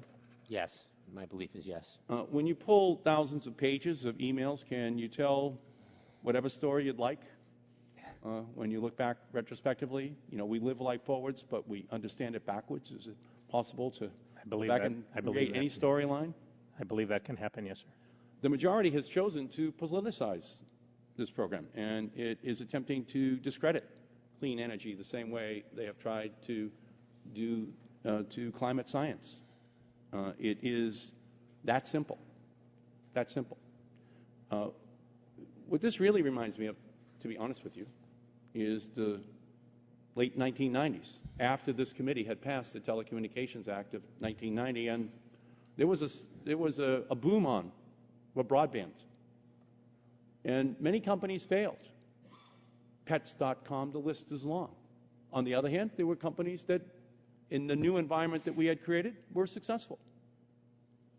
eBay, Amazon, Google, YouTube, the list goes on. There were many successes, many failures, because we created a paranoia-inducing Darwinian marketplace.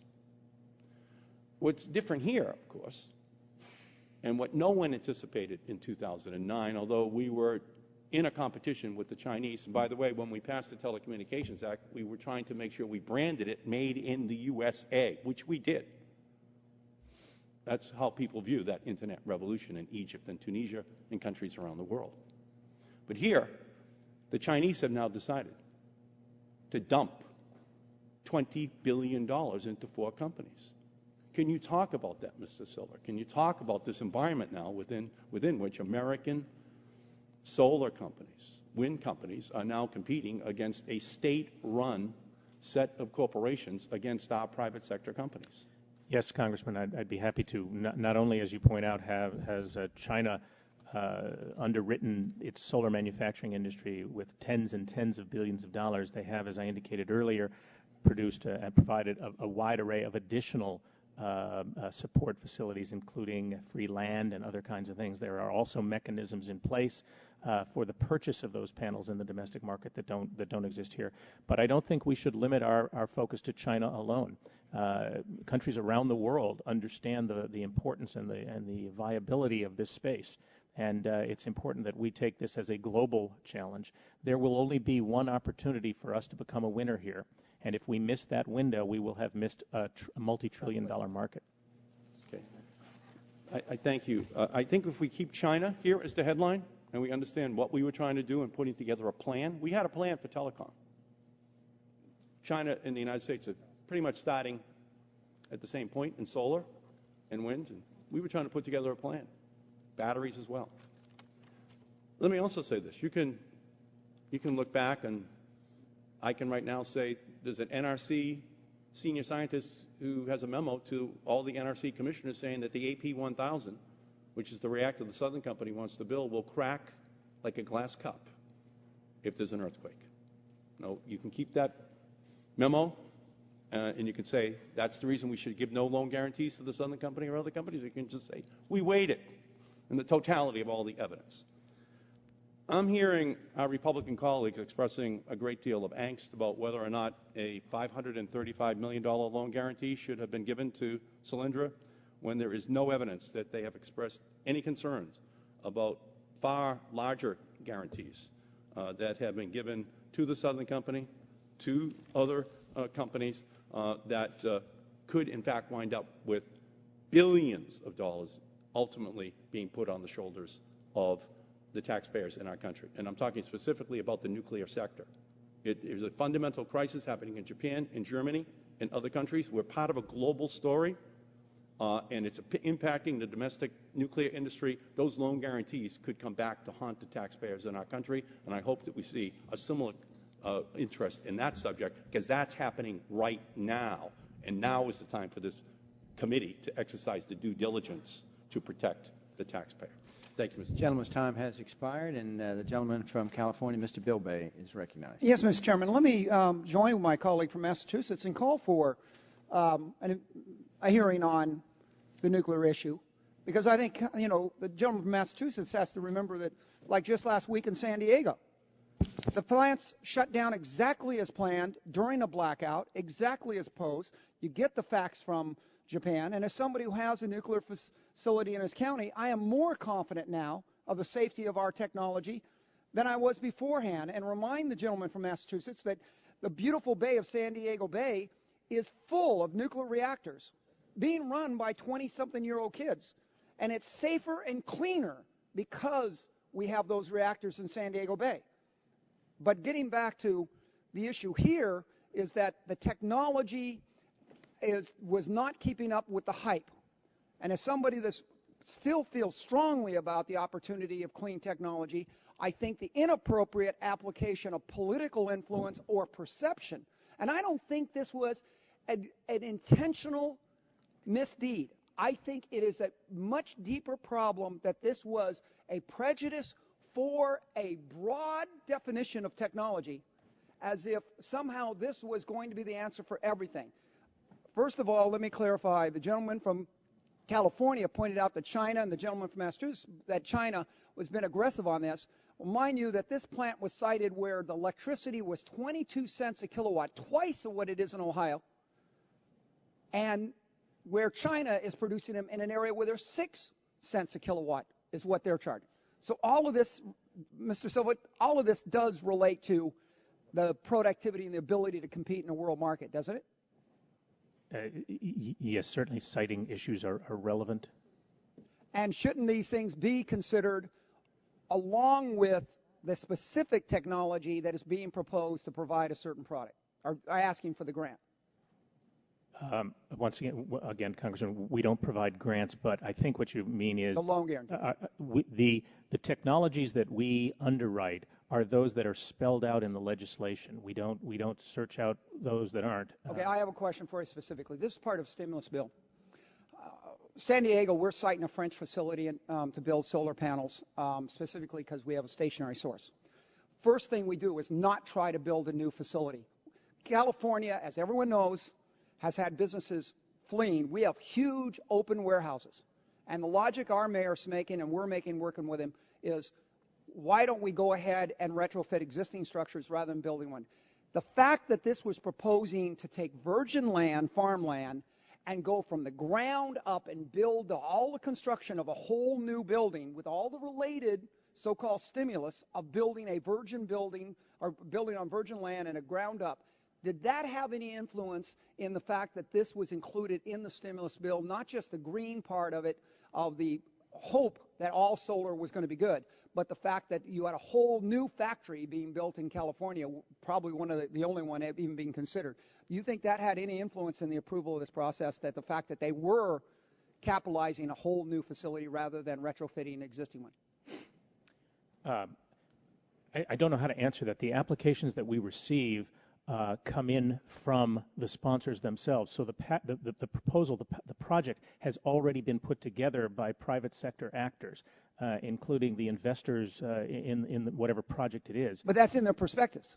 No, that they're actually filing an application for a specific for funding for a specific project. But the technical review had that in consideration. Well, the technical review... That was part of the documentation they gave the technical review board. The technical review is intended to ensure that the technology works, which clearly it did. They sold hundreds of millions of dollars worth of product, and to ensure that the plant will be built in such a way as to produce them appropriately. Okay. So in other words, do you or do you not feel that the fact that they had a major capital improvement proposed in this package helped sell it as part of the stimulus package? I don't know the answer to that. We don't evaluate projects on the basis of their impact for non-project specific activities. We manage them against the criteria and objectives of the program. Okay, I'm going to ask you again, because you've had time to talk to your staff about it. Are you aware, or has anybody made you aware of your agency actually intervening about the siting of where production sites should be placed as a condition of getting the loan guarantee? I'm not aware of that, no. Okay. I would ask you to specifically ask that question, investigate that question. Happy to do so. Because I have good information that specifically has been made a condition of some grants, at least one, that the production line needs to be built in a certain area and not in another area, and that is something that's been documented to me very strongly, and I think it's real critical. My biggest problem here again is that the perception that solar is good means all solar proposals are good, and why don't we move it?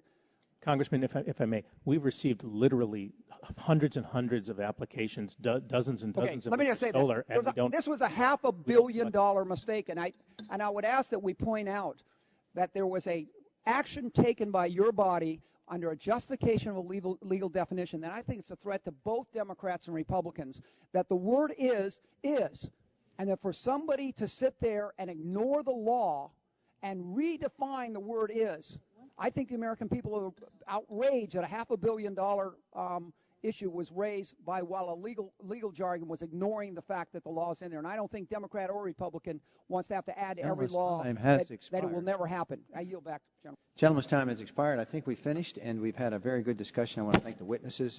Will the ranking gentlelady, does she have any concluding comments before I wrap up? I want to thank the witnesses for coming today. I think we had a very spirited and interesting discussion about both the specifics of this deal and also the future of federal government's role in solar energy. I'm very much looking forward to the testimony of the executives of Solyndra next week, and I would hope, Mr. Chairman, that we can have a more orderly way of presenting documents. Would the gentlelady yield? I'll yield, sir. Well, we're just trying to conclude this. Gentlelady, I would like to urge that we have a hearing on the risk premium which DOE and OMB are charging to the nuclear industry for loan guarantees post-Fukushima and post the Wall Street reassessment. This is happening right now. We should get ahead of this issue and hold these hearings. We take that under advisement. Let me conclude by just saying to both of you that I think you should, based upon what I hear today, go back and look at all solar panel projects of stimulus package. I think when you realize that the solar industry is truly dependent on subsidies, and the government pays about 30% of the cost of businesses to invest. Consumers get a federal tax credit of $2,000 for the renewable. States are throwing in a hefty portion of additional incentives, and they're offering a subsidy of residential solar as much as $2.50 per installed watt. And you look at all this and you do the analysis, even at $140 a barrel, the idea that solar panels are going to break even is questionable. So I think with that, and particularly in light of what's happening in China, I think your office would be well to look at all the other stimulus packages dealing with photovoltaic cells. And with that, the subcommittee is adjourned. Yes. May I just ask a question before adjourned? Our written questions will be permitted, and they will be responded to and included in the record? They will. They will be, and the witnesses will be responsible for answering these questions under the order of the House. And further, Mr. Chairman, I'm grateful we have the CEO and CFO of Solyndra coming in. I think it's very important that we have the Secretary of Energy and Chairman Liu. I think Secretary Chu should be invited. I think he should attend, and because the questions both sides have brought up, I think his credibility on this project should be part of the witness process, and so I think... And Secretary Liu as well? Secretary Liu as well, yeah. All right, thank you. Thank you. Subcommittee is adjourned.